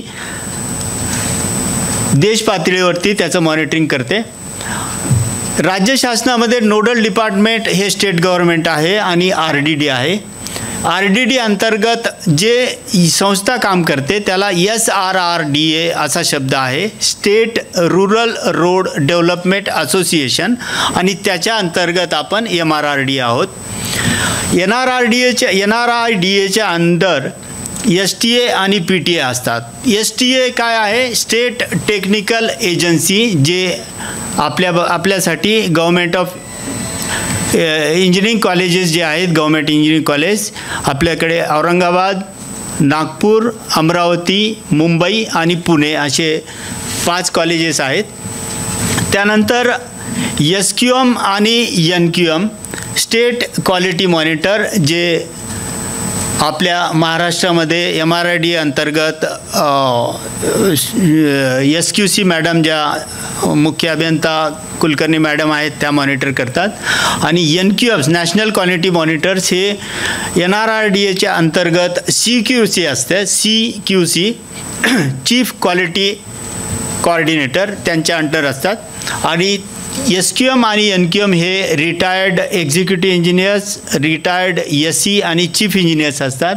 आणि त्यांच्या माध्यमातून रस्त्याची रिअल टाईम क्वालिटी मॉनिटरिंगसाठी इन्स्पेक्शन होतात आणि त्याचे इन्स्पेक्शनचे फोटो आपणा सर्वांना माहिती आपण अपलोड करत असतो. SRRDAच्या अंडर PIUs आहेत, प्रोग्राम इम्प्लिमेंटेशन युनिट, ज्याचे हेड असतात एक्झिक्युटिव्ह इंजिनियर्स. आणि वास्तविक महाराष्ट्रामध्ये एक्झिक्युटिव्ह इंजिनियर्सला PIU म्हटलेलं आहे, परंतु बाकी राज्यांमध्ये PIU हे SE आहेत. सुपरिटेंडिंग इंजिनियर्सला SE म्हटलेले आहेत आणि SEच्या अंडर असलेले एक्झिक्युटिव्ह इंजिनियर्स त्या PIUसाठी काम करत असतात. आपल्या इथं जे ऑर्गनायझेशन स्ट्रक्चर आहे त्याच्यामध्ये सेक्रेटरी MORD जे गव्हर्मेंट ऑफ इंडिया, त्यानंतर NRIDA प्रिन्सिपल सेक्रेटरी, त्यानंतर सेक्रेटरी टेक्निकल MMGSY, त्यांना सपोर्ट करण्यासाठी डेप्युटी सेक्रेटरी असतात. त्यानंतर chief engineer, 6 SE, financial controller, IT nodal officer, state quality coordinator, executive engineers 35 आहेत आपल्याकडे, accountant, DITNO, state quality monitors आणि नॅशनल क्वालिटी मॉनिटर्स हे मी आधीच एक्सप्लेन केलेलं आहे. टेक्निकल जो स्टाफ आहे आता अवेलेबल आपल्या GR नुसार तो साधारणतः 1065 टेक्निकल अधिकारी कर्मचारी इथं काम करत आहेत. त्यामध्ये secretary MMGSY 1, chief engineer 1, IT nodal officer 1, financial controller 1, superintending engineer 7, executive engineer 35, deputy engineer 111, junior engineer 466, civil engineering assistant 442 असे 1065 टेक्निकल विंगची लोकं आहेत.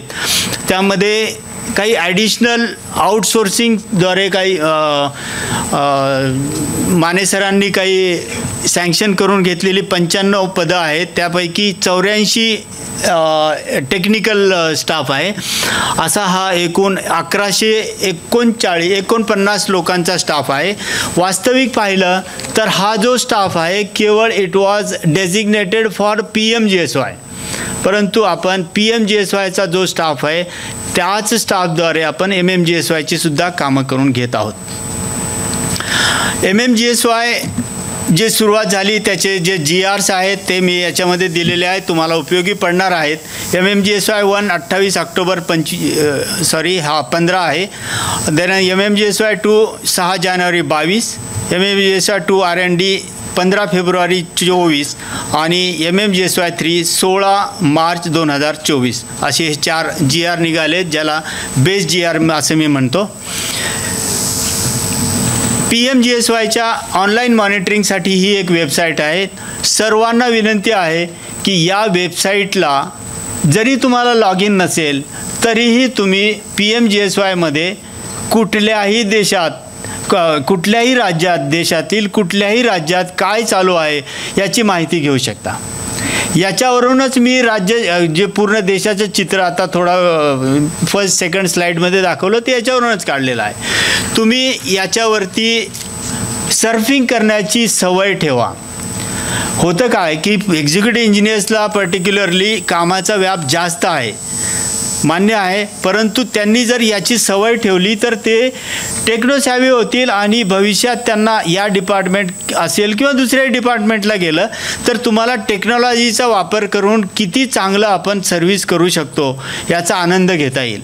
तर सर्वांना विनंती आहे की ओमास ही जी वेबसाईट आहे या वेबसाईटला भरपूर पदकं मिळालेली आहेत, भरपूर नावाजलेली ही वेबसाईट आहे, सीडॅकनं तयार केलेली आहे.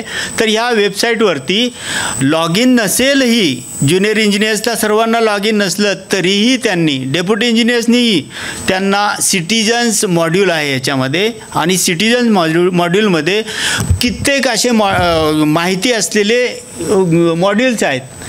तर ते तुम्ही सर्व करा, पहा आणि किती चांगल्या पद्धतीने तुम्ही आपला एक करून दाखवता येईल. Yes sir. तर ही जी वेबसाईट आहे सर्वांनी त्याच्या वेबसाईटचा मी ॲड्रेस दिलेलाच आहे PPTमध्ये, परंतु तुम्ही याच्यावर सर्फिंग करण्याची सवय ठेवा. सर आत्ता दाखवू का लगेच? नका, ठीक. तर ही वेबसाईट ओमास PMGSYच्या मॉनिटरिंगसाठी आहे. आता महत्त्वाचा जो पार्ट आहे ओमासवरती PMGSYच्यासाठी, मला माईक दे रे, एक माईक दे जरा. एक माईक.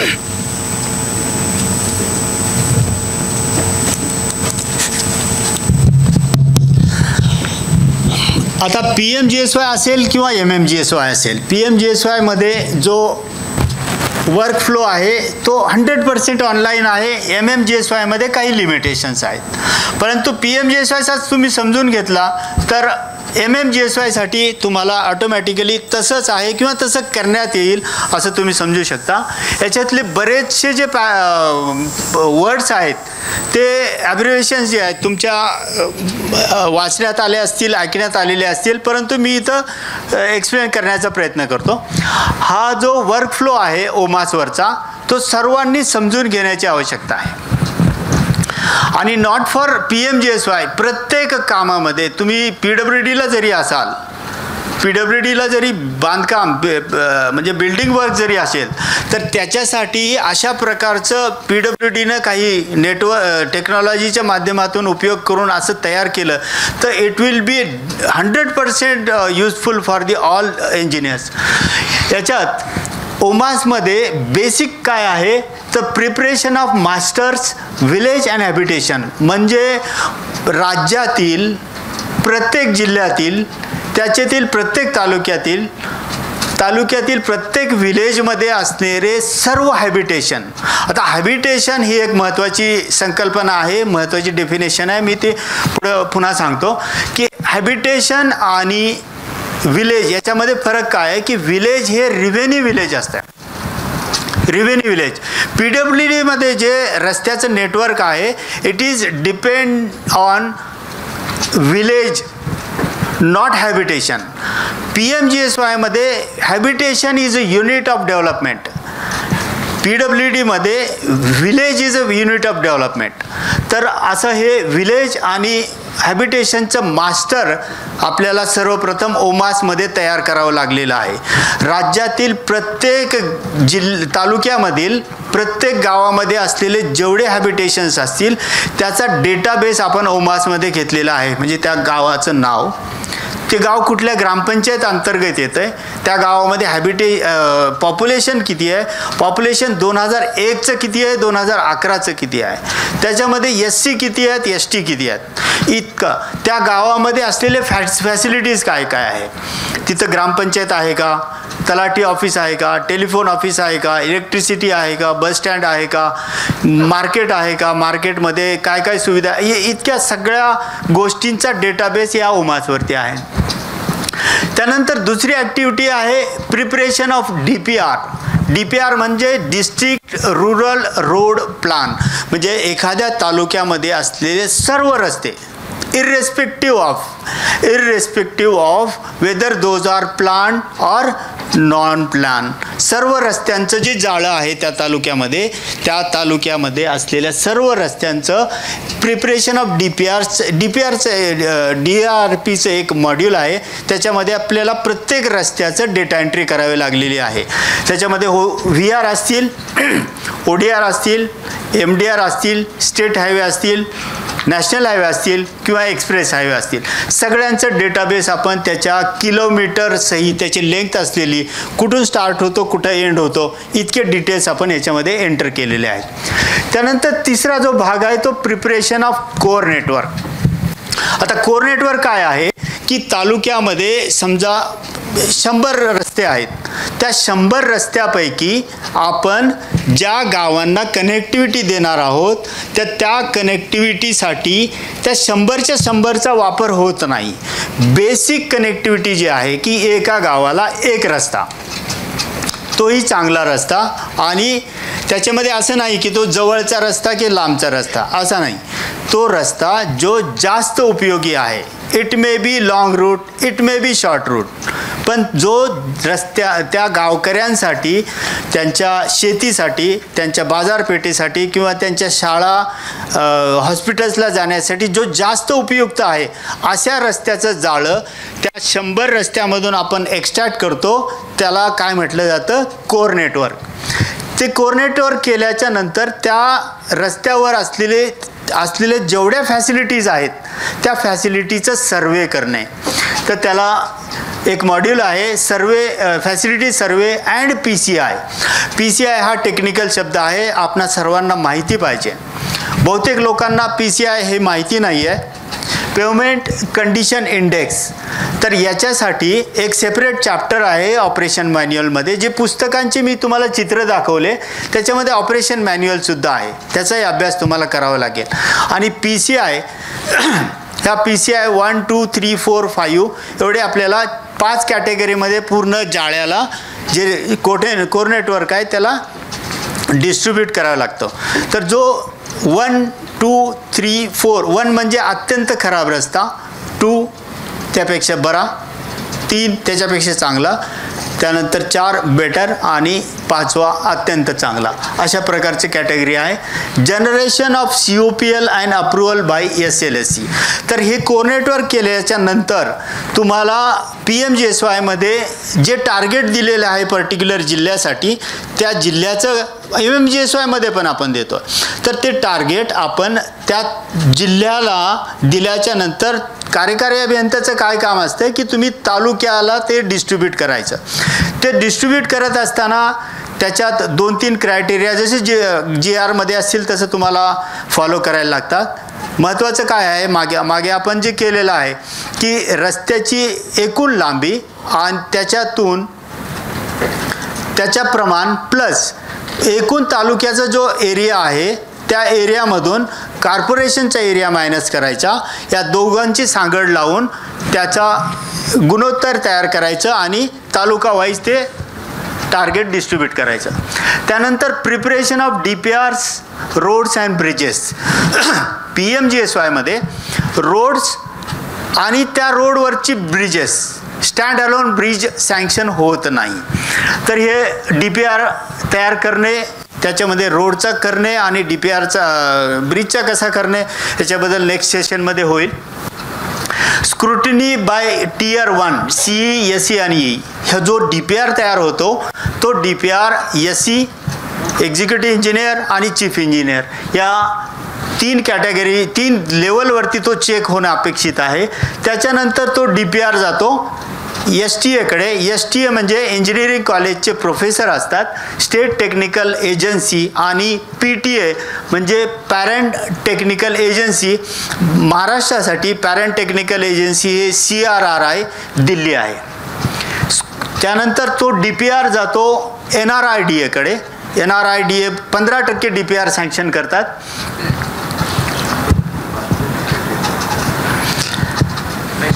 सर नाही सर, STA कडे 100% असतात सँक्शनिंगसाठी आणि PTA कडे 10% असतात आणि NRIDA कडे 15% असतात. तर हे जे स्क्रुटिनी ऑनलाईन होते, त्यांनी STA ने ऑफलाईन DPR चेक करायचा, परंतु सँक्शन ऑनलाईन द्यायचं.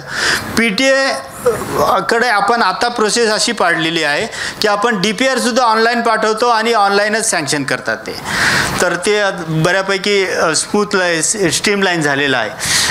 प्री-EC अँड एम्पॉवर कमिटी मीटिंग, तर हे सगळ्या स्क्रीनिंग झाल्याच्या नंतर तो DPR जातो केंद्र शासनाच्या DGकडे, डायरेक्टर जनरल NRIDA कडे, आणि तिथं EC म्हणजे एम्पॉवर कमिटी, एम्पॉवर कमिटीची मीटिंग होते.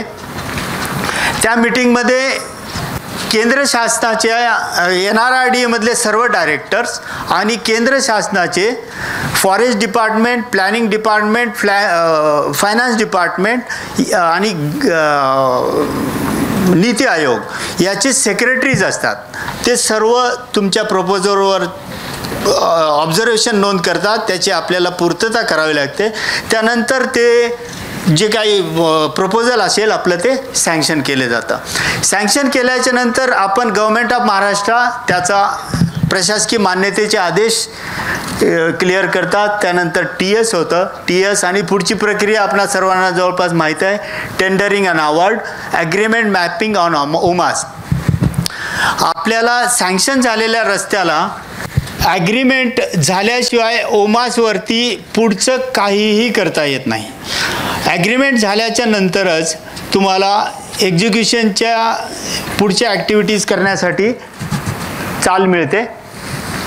हे करत असताना तुम्हाला सर्वप्रथम त्या ॲग्रीमेंट नोंद झाल्यानंतर PMIS वरती त्या रस्त्याच्या बार चार्ट द्यायला लागतो की तुम्ही कुठली ॲक्टिव्हिटी कितव्या कोणत्या डेटला सुरू करणार आणि टेंटेटिव्ह कधी संपवणार.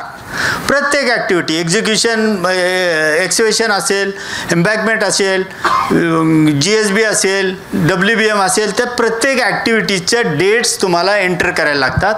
आणि याच्यामध्ये एक टेक्नॉलॉजीचा जो न्यू टेक्नॉलॉजीचा आहे तो मी थोडा सेपरेट ठेवलेला आहे, तो नंतर सांगतो. तर टेक्नॉलॉजीच्याही एंट्रीज तुम्हाला PMISमध्ये करायला लागतात. त्यानंतर जसे जसे तुमचा प्रोग्रेस होतो SQCच्या माध्यमातून त्या वेळेला मॉनिटर्स पाठवले जातात. स्टेट क्वालिटी मॉनिटर्स राज्य शासनाकडून पाठवले जातात आणि NQM जे आहे केंद्र शासनाकडून पाठवले जातात. आणि अशा पद्धतीने मीनवाईल तुमचे जे कॉन्ट्रॅक्टरचे पेमेंट्स आहेत ते सुद्धा ऑनलाईन केले जातात. ते करत असताना सर्व प्रक्रिया ही 100% ऑनलाईन आहे. काम पूर्ण झाल्याच्या नंतर त्याची नोंद OMASवरती घ्यावी लागते आणि विदिन 6 मंथ्स तुम्हाला ते फायनान्शियली क्लोजसुद्धा करायला लागतं. जर क्लोज केलं नाही तर बऱ्याच जणांना प्रॉब्लेम आलेले आहे, ते ऑटोमॅटिक बंद होऊन जातं, तुम्ही कुठलेही पेमेंट्स करू शकत नाहीत. बऱ्याच गोष्टी ह्या मॅन्डेटरी OMASवरती केलेल्या आहेत. त्या याच्यासाठी की जो फील्ड स्टाफ आहे त्यांनी सवय करायला पाहिजे की ज्या रिक्वायरमेंट्स आहेत, ज्याच्या वेळी जे ॲक्टिव्हिटीज व्हायला पाहिजे ते केल्या तरच OMAS तुमच्याशी फ्रेंडली राहतो. अदरवाईज बऱ्याच वेळेला रिक्वेस्ट करून केंद्र शासनाकडून त्याला अनलॉक करून घ्यायला लागतं. काम पूर्ण झाल्याच्या नंतर ते काम मेंटेनन्ससाठी आपण ई-मार्कचा वापर करून तिकडे पुश करतो आणि त्यानुसार पुढच्या ॲक्टिव्हिटीज आपण करत असतो. याच धर्तीवरती आपण MMGSYची वेबसाईट तयार करण्याचा प्रयत्न केलेला आहे, परंतु त्यावेळचे काही प्रशासकीय लिमिटेशन्समुळं आपण हे सर्व मॉड्यूल्स MMGSYच्या वेबसाईटमध्ये घेऊ शकलेलो नाही आहे आणि मे बी भविष्यात घेऊ शकू आपण ते, प्रोव्हायडेड की आपल्याला इतके पेशन्स ठेवावे लागतील की बऱ्याच वेळेला जे केंद्र शासनाच्या OMASचा इतका चांगला फायदा आहे की याच्यामध्ये मॅन्युअल किंवा पॉलिटिकल इंटरफेरन्स नाही आहे. पॉलिटिकल इंटरफेरन्स असल्यामुळं WAMISमध्ये आपल्याला बऱ्याचशा लिमिटेशन्स आहेत.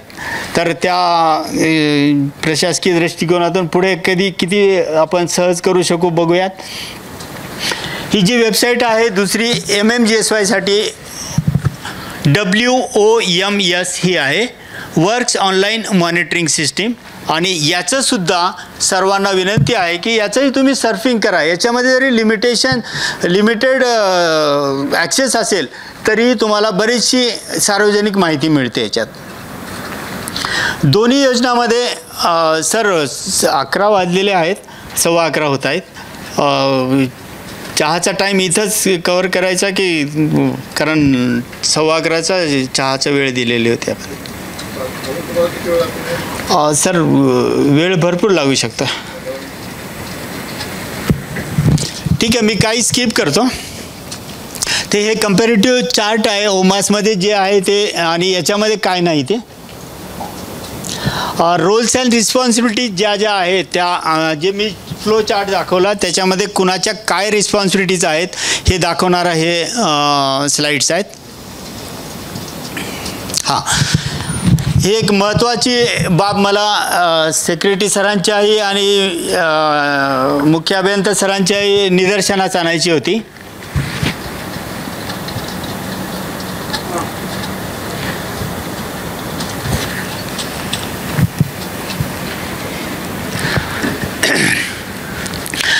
तर सुरुवातीला जे सांगितलं होतं की 3 टियर क्वालिटी मॉनिटरिंग जे आहे त्याच्यात फर्स्ट इयर जे आहे, फर्स्ट इयर म्हणजे राज्य शासन पूर्ण starting from contractor, PIU, SEPMGSY, chief engineer, secretary, हे सर्व फर्स्ट इयरमध्ये येतात. आणि फर्स्ट इयरच्या ज्या रिक्वायरमेंट्स आहेत त्याच्यामध्ये adequate attention to investigations, pre construction activities, म्हणजे PIनं इन्श्युअर करायचे की कॉन्ट्रॅक्टरने त्याच्या या मशिनरी आहेत त्या आणलेल्या आहेत की नाही साईटवर, फील्ड लॅबोरेटरी इस्टॅब्लिश केली की नाही, की इंजिनिअरिंग पर्सनल त्याने डिप्लॉय केले की नाही, वर्क प्रोग्राम फायनलाइज केला की नाही, अप्रूव्ह केला की नाही, आणि महत्त्वाची गोष्ट फ्रिक्वेन्सी ऑफ इन्स्पेक्शन व्हिजिट्स. हे जे ऑपरेशन मॅन्युअल क्वालिटी हँडबुकमध्ये आहे हे आहे लिहिलेलं, परंतु अनफॉर्च्युनेटली आपण फॉलो करू शकत नाही. याच्यामध्ये एक्सपेक्टेड अशा आहे सर, ज्युनियर इंजिनियरनं प्रत्येक साईटवरती डेली जायला पाहिजे. असिस्टंट इंजिनियर म्हणजे डेप्युटी इंजिनियरने ट्वाईस इन अ वीक जायलाच पाहिजे, आणि एक्झिक्युटिव्ह इंजिनियरने वन्स इन अ वीक जायलाच पाहिजे. तर आपल्याकडे जो स्टाफ आहे तो आपला फक्त PMGSYचा स्टाफ आहे. आपल्याकडे जो वर्क स्कोप आहे, जितकी संख्या आहे कामांची, SQC मॅडम नाही हा म्हणजे त्यांच्या परव्ह्यूचा विषय आहे किंवा ज्युरिडिक्शनचा, हे जर आपण असं फॉलो करायला गेलो तर कामच होणं शक्य नाही आहे. तर याच्यावरती प्रशासकीय दृष्टिकोनातून फार मोठा निर्णय किंवा पॉझिटिव्ह कसं करता येईल ते बघण्याची आवश्यकता आहे. तर हे ग्रीवेन्स सर्वच एक्झिक्युटिव्ह इंजिनियरचे असतील की स्टाफ कमी आहे आणि काम जास्त आहे. तर हे एक मला प्रकर्षाने दाखवायचं होतं सेक्रेटरी सरांना की प्रोव्हिजन अशी आहे, परंतु आपण ते अनफॉर्च्युनेटली फॉलो करू शकत नाही. Taking timely action to ensure replacement of defective material and rectification of defective workmanship to ensure effective quality control on material and workmanship. The procedure described in para so and so, a monthly return of test. आणि SC याच्यामध्ये काय झालं आहे, operation मॅन्युअलमध्ये बऱ्याच जणाला याच्यापूर्वी काही SC sir आणि किंवा SC मॅडमने अशा प्रश्न उपस्थित केलेला होता की ऑपरेशन मॅन्युअलमध्ये SC हा शब्द नाही आहे.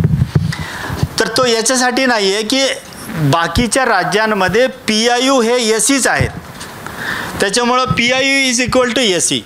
तर इथं आपल्या इथं एक्झिक्युटिव्ह इंजिनियर आर PIUs, त्याच्यामुळे तो डिफरन्सेस आहेत. आणि ओमासमध्ये सुद्धा SCना लॉग इन नाही आहे. There is log in for executive engineers आपल्याकडे, परंतु बाकी राज्यांमध्ये SCना लॉग इन आहे बिकॉज दे आर PIUs असं आहे ते. त्यानंतर जो मी आत्ता मुद्दा सांगितला तो operation quality management system and quality control रिक्वायरमेंटचं हे एक हँडबुक आहे. याच्यामध्ये हा पॉईंट आहे की ज्युनियर इंजिनियरनं डेली व्हिजिट करायला पाहिजे, असिस्टंट इंजिनियरनं ट्वाईस अ वीक आणि एक्झिक्युटिव्ह इंजिनियरनं daily once in a week visit करायला पाहिजे. PMGSYमध्ये जे डेलिगेशन ऑफ पॉवर्स आहेत त्याचे GR आहेत.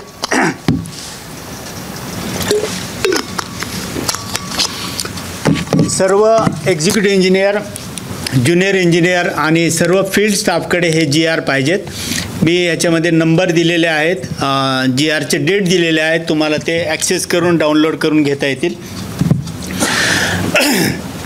आता की डेफिनेशन, ज्या महत्त्वाच्या डेफिनेशन्स तर भरपूर आहेत त्याच्यामध्ये.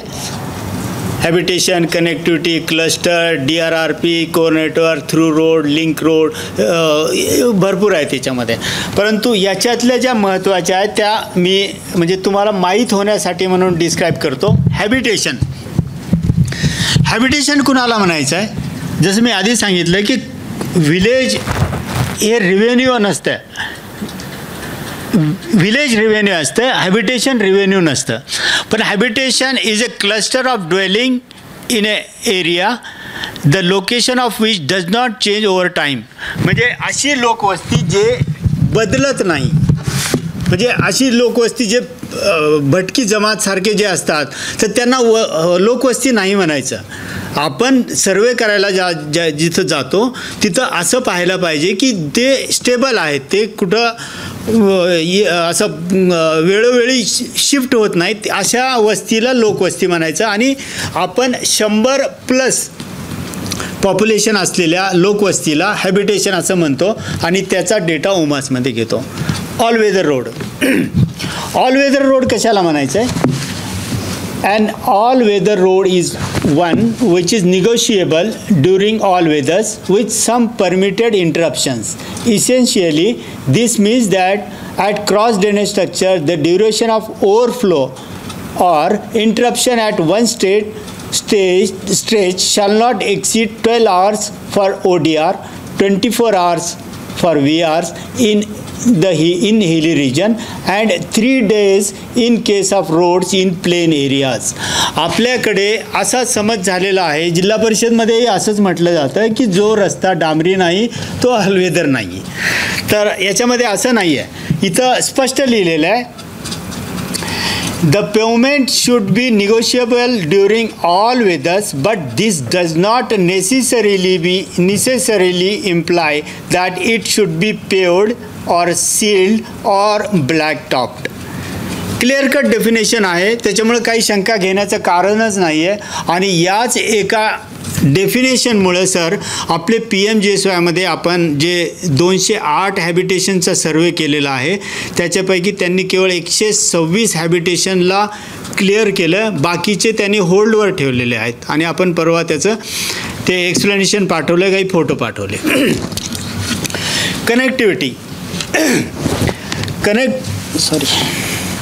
कनेक्टिव्हिटीची व्याख्या ही आपण समजून घ्यायला पाहिजे आणि लक्षात ठेवायला पाहिजे. इरेस्पेक्टिव्ह ऑफ तुम्ही MRRDAमध्ये काम करता की जिल्हा परिषदमध्ये की PWDमध्ये, कनेक्टिव्हिटीची व्याख्या आता केंद्र शासनाने जी डिसाईड केलेली आहे ती हीच आहे. Any village habitation is deemed to have been connected by rural road when distance of habitation from an existing all-weather road facility or from the already connected habitation is 500 meter for plain areas and 1.5 kilometer of path distance in hilly areas. तर आपल्यासाठी महाराष्ट्र हा प्लेनमध्ये येतो म्हणून 500 metre हे आपली threshold आहे. म्हणजे त्याच्यापेक्षा जर कमी असेल डिस्टन्स तर it is deemed to be connected. तर महाराष्ट्रामध्ये जे PMGSYचा हा डेटाबेस आहे, आकडेवारी मी सांगत नाही आता, PMGSY 1, 2, 3, 4 आणि 3 आणि PM जनमन. विजन डॉक्युमेंटबद्दल बहुत चर्चा होणार आहे याच्या पुढच्या सेशनमध्ये आणि उद्याही. तर याच्यामध्ये ज्या प्रोव्हिजन्स आहेत त्या समजून घ्यायच्या आहेत आणि हे मॅन्डेटरी आहे आपल्याला.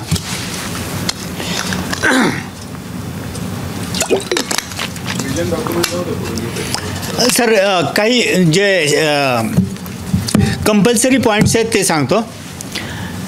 जे PMGSYला प्रपोजल जातात त्याच्यामध्ये सरफेस कोर्समध्ये कंपल्सरी वेस्ट प्लास्टिक 70% लेंथमध्ये घ्यायचं आहे. त्यानंतर use of MSD mechanical surface dressing traffic जिथं T1 to T5 आहे याच्यामध्ये इन्व्हेरिएबली 100% आणि T6 to T8 आहे तिथं 50%. कोल्ड मिक्स टेक्नॉलॉजी 25% घ्यायची आहे. नाही sir, it is not change in a vision document. It is for particular Maharashtra की आपण MSDच्या अगेन्स्ट MSS केलेला आहे mix seal surface. But it is for entire India this is the guideline. Base कोर्समध्ये आपण वेगवेगळ्या टेक्नॉलॉजीज घ्यायच्या आहेत ज्याच्यामध्ये FDR, CTB किंवा जिओ टेक्स्टाईल बाकीचे आहेत. हे PPT मी शेअर करतो आहे सर्वांना.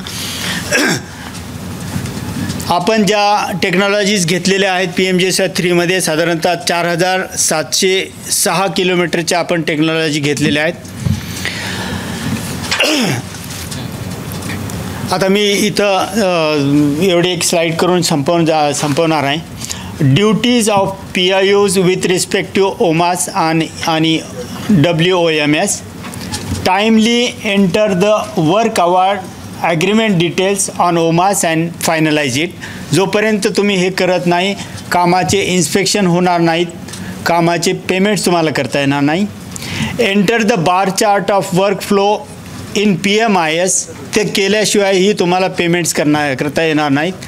Enter the progress of works up to 5th of every month. प्रत्येक महिन्याच्या 5 तारखेपर्यंत लास्ट डेट आहे, तुम्हाला OMAS अपडेट करावंच लागतं आहे. Make timely payment to contractors. Close the final payments within 2 months of completion. See and compare the progress of district every month with accepted action plan and target given for the year.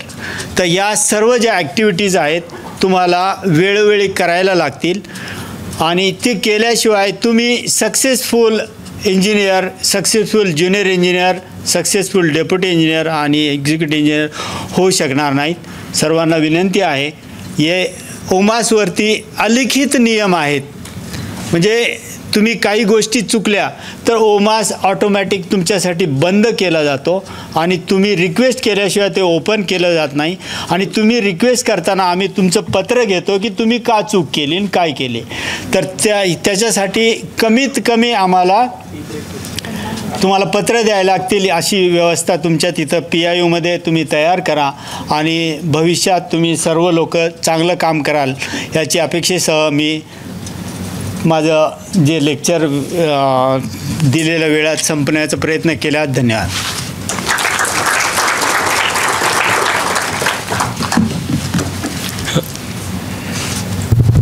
Hello.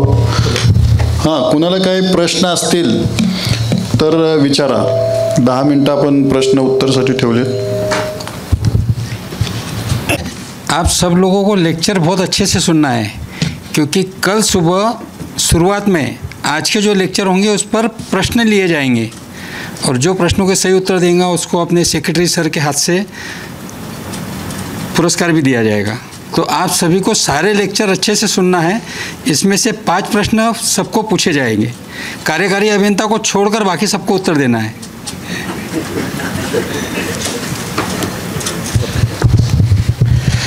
Shafi, मगाशी 2 प्रश्नार्थक चिन्ह मारले होते तुम्ही, ते काय विषय सांगा बरं मला. हां,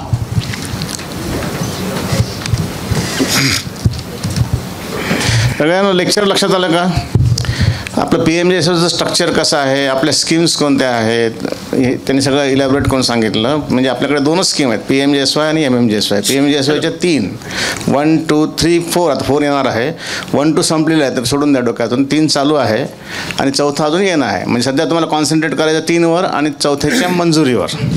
आणि PM जनमन, काही जिल्ह्यामध्ये PM जनमन आहे, 27 कामाचं आहे मला टपलेवर त्याच्यामध्ये आणि 50 किलोमीटर लांबी आहे.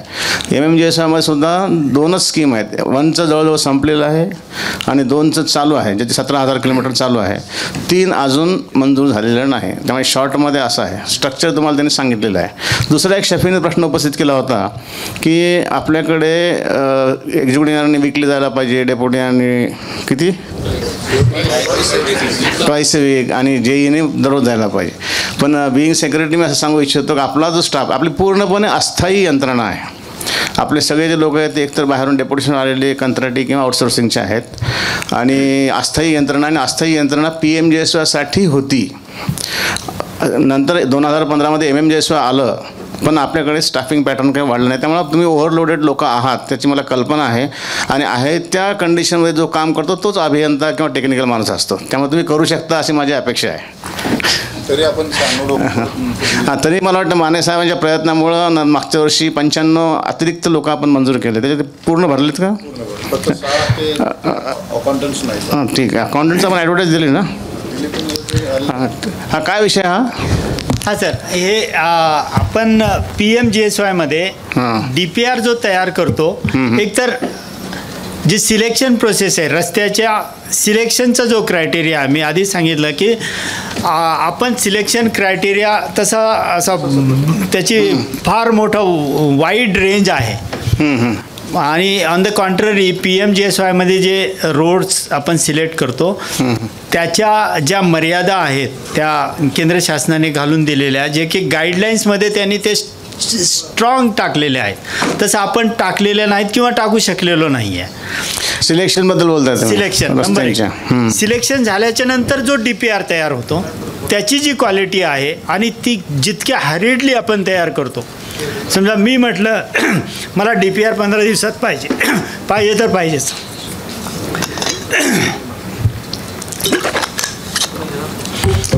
इथं असं नाही आहे. DPRला आपण भरपूर आणि चांगला वेळ देतो, कारण देऊ शकतो, कारण याला पाहणारं STA असतात. STA कॉम्प्रोमाइज करत नाही आणि ते ऑनलाईन पण डेटा एंट्री करायला लागते आपली. आयदर DPR तयार केल्याच्या नंतर जे ऑफलाईन चुका होतात DPRमध्ये त्या कुठेतरी पकडल्या जातात, तिथं नाही तर ऑनलाईन पकडल्या जातात, कारण तिथंही त्यांनी त्या टेक्नॉलॉजीचा वापर करून MMJSYमध्ये फॉलो होत नाही असं म्हणायचं. हां सर, सिलेक्शन आणि स्क्रुटिनी ऑफ DPR तेवढे आपण स्ट्रॉंगली चांगलं फॉलो नाही करू शकत आहे. आणि दुसरा जो क्वेश्चन होता सर, ती मेंटेनन्सचा, जो आजही आपण त्याच्यासाठी प्रयत्न करतो आहे की इमार्कच्या धर्तीवरच आपल्याला MMJSYलाही करायचं आहे. अच्छा, आता याच्यामुळे सिलेक्शनच्या क्रायटेरियामध्ये तुम्हाला सगळ्यांना माहिती आहे विषय कसा आहे तो, त्यामुळं ते लिमिटेशन्स आमचे पण आहेत आणि तिथं बसायचं असेल तर आपलं ते थोडंसं लिबरल राहावंच लागतं. आणि दुसरा विषय जो मेंटेनन्सचा विषय आहे तो बरोबर आहे तुमचं, DPR स्क्रुटिनी व्हायला पाहिजे आणि मेंटेनन्सचा प्रॉब्लेम, बजेटरी प्रॉब्लेम खूप मोठ्या प्रमाणात असतो. आता मला जेवढे फोन येतात त्यातले निम्मे फोन मेंटेनन्सची बिल निघत नाही म्हणतात, बरोबर आहे ना? आणि फायनान्स डिपार्टमेंटकडे आपण परस्यू करून सुद्धा मेंटेनन्सचं ग्रँट्स रिलीज होत नाहीत. आता मागच्या वर्षी आम्ही किती परस्यू केलं पण नाही केलं. आता बरं आपण प्रेशर कसं टाकणार लोकांवर, हा विषय माने साहेब बोलतील याच्याबद्दल जास्त. हां, माझा एक प्रश्न आहे सर की आम्ही दर महिन्याला SQMचं शेड्यूल अपलोड करत असतो, तर एक 5 ते 6 महिन्यापासून एक प्रश्न उपस्थित झालेला आहे, तो ॲड्रेस केला आहे मी. आणि अनफॉर्च्युनेटली काय झालं आहे की CDACचं आपलं कॉन्ट्रॅक्ट संपलेलं आहे आणि त्याचं मेंटेनन्ससाठी आपण अजूनही सर काही कामं तुमची प्रोग्रेसमध्ये होती आणि मेंटेनन्सचं तुम्ही शेवटची जी स्लाइड दाखवली ना सर, कंपल्शन जे आहे PMIS डाटा भरणं हे PIU-साठी, तर बऱ्याचदा काय होतं की ब्रिजचे कामं किंवा रोडचे कामं हे आम्ही ज्यावेळेस अपलोड करायला जातो SQMच्या शेड्यूलमध्ये, तेव्हा ते अपलोड करताना जिथे टिक मार्क करतो तिथे वर्क स्टेटस ॲज ॲग्रीमेंट असं आम्हाला दिसतं. तर आम्ही ते PIU-ना कळवतो.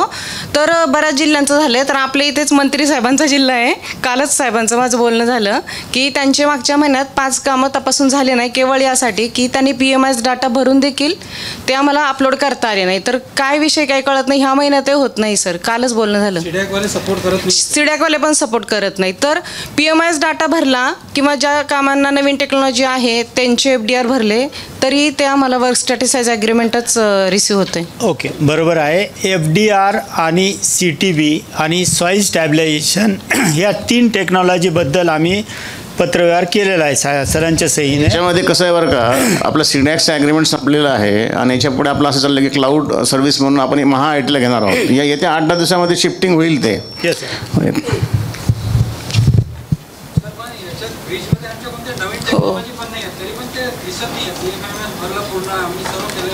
पेमेंट्सला दिसत आहे आम्हाला, पण एक्सक्लुसिव्हला दिसतच नाही की आम्हाला अपलोड करेल कसं झालं सर ब्रिजेसच्या बाबतीत स्पेशली PMGSYचे ब्रिजेस. हो, आणि कसं झालं सर आता PMGSYचे जे ब्रिजेस आहे ते कम्प्लिशनवर आहे, कारण की आपण त्यांना थांबवू शकत नाही आणि इन्स्पेक्शन एकही नाही सर आता आज रोजीपर्यंत. PMGSYला काय अडचण आहे शिल्पी?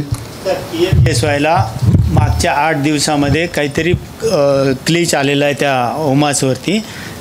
पंकजच्या संपर्कात आहे मी. मे बी आता हे उद्याच्या हे झाल्यानंतर परवा दिवशी किंवा मे बी मंगळवारी, सोमवार मंगळवारी मी ॲड्रेस करतो. सर यांच्या 8 ब्रिजेस कम्प्लिशनला आलेत आणि इन्स्पेक्शन नाही आहे. Okay, thank you sir. Next question.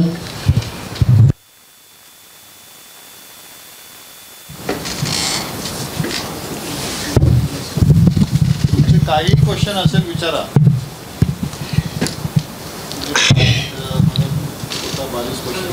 काही म्हणत आहोत कारण तुम्ही ते शिकायला झाला. काय सांगतच नाही कोणी. प्रश्न विचारताना त्या लेक्चरर जो व्याख्याता आहे त्याच्या विचारा बरं का, नाही तर काय होईल तुम्ही आपलं बिल निघाल नाही, पेमेंट होत नाही, अनुदान नाही असं नका विचार.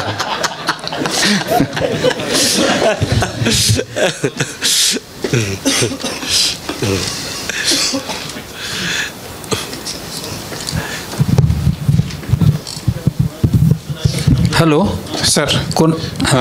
Good morning sir. माझं नाव रोहित शिवाजी कट्टे. I am working as a assistant executive engineer at PMGSY Pune. Sir माझा जो प्रश्न आहे ॲक्च्युली माझ्याकडे मुळशी मावळ हे तालुके आहेत, त्यांनीकडे आता रिंग रोड्स चालू आहेत. तर बऱ्याच जागी आता आपण जो रोडचं डिझाईन करतो तो मॉडप्रमाणे करतो. त्याचा आपला फर्स्ट क्रायटेरिया आहे की त्याचं traffic count MSA means million standard axle 2पेक्षा कमी पाहिजे, म्हणून आपण लो व्हॉल्यूम रोड्स डिझाईन करतो आहे. पण बऱ्याच जागी आता रिंग रोड कन्स्ट्रक्शन आहे, काही जागी MIDC क्रशर डम्पिंग यार्ड झाल्यामुळं तिथं ट्रॅफिक खूप जास्त वाढलेलं आहे. तर काही जे रस्ते आपले DLPमध्ये होते ते रस्ते आता पूर्णच खराब झाले, म्हणजे खड्डे पण नाही, पूर्णच रस्ते खराब झालेत. तर बऱ्याच त्या कॉन्ट्रॅक्टरचं असं पत्र येतं की आम्हाला DLPमधून मुक्त करा. सर हा एक प्रश्न आहे. आणि दुसरा असा आहे की आत्ता त्याच जागेवर एक रिंग रोडच्या जागेवर एक PMGSYचा नवीन रोड सुरू आहे, तिथं GSB आणि G2चं कन्स्ट्रक्शन झालेलं आहे, म्हणजे चालू आहे आता. आणि तिथंसुद्धा रिंग रोडचा खूप जास्त ट्रॅफिक आहे, म्हणजे आपण ज्या ट्रॅफिकसाठी डिझाईन करतो आहे त्याच्यापेक्षा खूप जास्त ट्रॅफिक येतं आहे. तर मग आता इन बिटवीन आपण तिथं म्हणजे कारण की त्या ट्रॅफिकला तो रोड सस्टेन होणार नाही, तर आपण काय स्पेसिफिकेशन चेंज काय करू शकतो का? काय झालं आहे, मागच्या 10-12 वर्षापासून जे आपले नॅशनल हायवेचे कामं सुरू झालेत, त्यामुळं आपले रस्ते चांगले असतात, त्यामुळे नॅशनल हायवेचे कामं जे काही मटेरियल आहे ते सगळे आपल्या रस्त्यावरून वाहतूक होतात. महाराष्ट्रामध्ये असे 5% केसेस आहेत की जिथं या ट्रॅफिकमुळं आपले रस्ते खराब होतात. तर असे जे रस्ते आहेत ते तुम्ही आमच्याकडे तात्काळ या की याचे ट्रॅफिक वाढलेलं आहे, पण येताना ट्रॅफिक घेऊन या ना. तुम्ही असं तोंडी सांगून कसं चालणार आहे की आमच्याकडे ट्रॅफिक वाढलं आहे, मला 1 लेअर वाढवून द्या किंवा मला BM वाढवून द्या. तर तुम्ही 1-2 दिवसाचं ट्रॅफिक मोजा, व्हिडिओ काउंट करा आणि आम्हाला सांगा की साहेब आम्ही डिझाईन करताना T6 होता, तर ते T8 झालेलं आहे, मग आम्ही तिथं वाढवून देतो. बरोबर आहे. दुसरं तुमचा जो प्रश्न तुम्ही बोलताना सांगितलं की आपल्याला डेलिबरेटली हे लो व्हॉल्यूम रोडच डिझाईन करावं लागतात, असं नाही. जिथं ट्रॅफिक आहे तिथं ते T9पेक्षा जास्त जरी झालं, तो 4 MSA झालं, तर तिथं आपण त्याप्रमाणे डिझाईन द्यायलाच पाहिजे ना. जरी आपला सेमी अर्बन रस्ता आहे आणि तो आपल्या कोर नेटवर्कमध्ये आहे आणि ट्रॅफिक जास्त आहे, तर तिथं तेवढं ट्रॅफिक घ्यायलाच पाहिजे. तर तुमच्या डोक्यातून हे काढून टाका की आपल्याला डेलिबरेटली तो लो व्हॉल्यूम रोड डिझाईन करायचा असतो, असं नाही. ओके. आणि जिथं असे प्रॉब्लेम्स आहेत, अनेक लोक माझ्याकडे येतात, आम्ही त्यांना वाढवून देतो. इवन आम्ही जे पोस्ट 5 इयर DLP आहे तिथं काही एक्झिक्युटिव्ह इंजिनियर माझ्याकडे आले की साहेब इथं ट्रॅफिक म्हणजे दरम्यानच्या काळात टेंडर झालं नाही आणि इथं रस्ता खराब झाला, आम्हाला लेअर वाढून द्या. तिथंसुद्धा आपण लेअर वाढून दिले. त्यामुळं ही जी प्रोसेस आहे ही कंटिन्युअस प्रोसेस असते. त्यामुळं आपलं जे काय देवाणघेवाण असतं हे कंटिन्युअस तुम्ही ठेवलं पाहिजे. त्यामुळे घाबरून जाऊ नका. असे केसेस महाराष्ट्रामध्ये 5 ते 7%, 10% आहेत. तिथे आपण हा विषय सॉल्व्ह करू. भले ते रिवाईज झालं तर चालेल, परंतु आपण क्वालिटीशी कॉम्प्रोमाइज करणार नाही. ओके, तुमच्या प्रश्नाचं उत्तर मिळालं का? अजून सब क्वेश्चन आहे? Okay, thank you.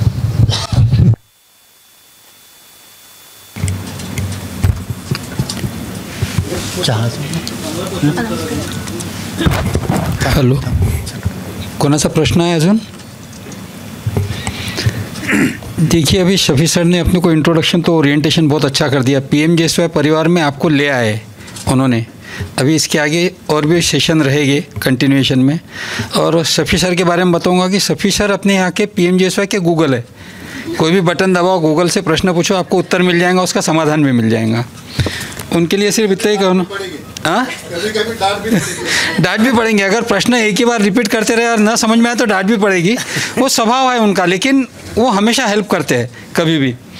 यदि कड़ी मेहनत आपका हथियार है तो सफलता आपके गुलाम होंगे. यही उनका मूल मंत्र है और वो सफल है आज अपने साथ. आज रिटायर होने के बाद भी अपने साथ है वो. तो एक बार जोरदार सदन से चाहूँगा कि उनके लिए तालियां बजाए. और बोला तुम ब्रेक. धन्यवाद SJ सय्यद सर, ITNO म्हणजेच IT नोडल ऑफिसर जे आहेत त्यांनी आता अगदी डीपमध्ये तुम्हाला मार्गदर्शन केलेलं आहे, प्रश्नांची उत्तरं दिलेली आहेत. धन्यवाद माने सर आणि चिखलीकर सर, तुम्ही त्यांच्या प्रश्नांची उत्तरं दिलीत. एक छोटीशी विनंती आहे, ज्या उपस्थितांनी रजिस्ट्रेशन केलेलं नसेल त्यांनी रजिस्ट्रेशन लवकरात लवकर करून घ्यावं. आणि कार्यक्रमात आता आपण एक छोटीशी विश्रांती घेतो. एक 5 मिनिटाचा आपण ब्रेक घेणार आहोत. चहापानाची व्यवस्था बेसमेंटमध्ये इथे खाली केलेली आहे. तर सर्व उपस्थितांना विनंती आहे की 5 मिनिटानंतर आपण पुन्हा पुढचे सेशन सुरू करणार आहोत. लवकरात लवकर पुन्हा इथे उपस्थित राहा. धन्यवाद.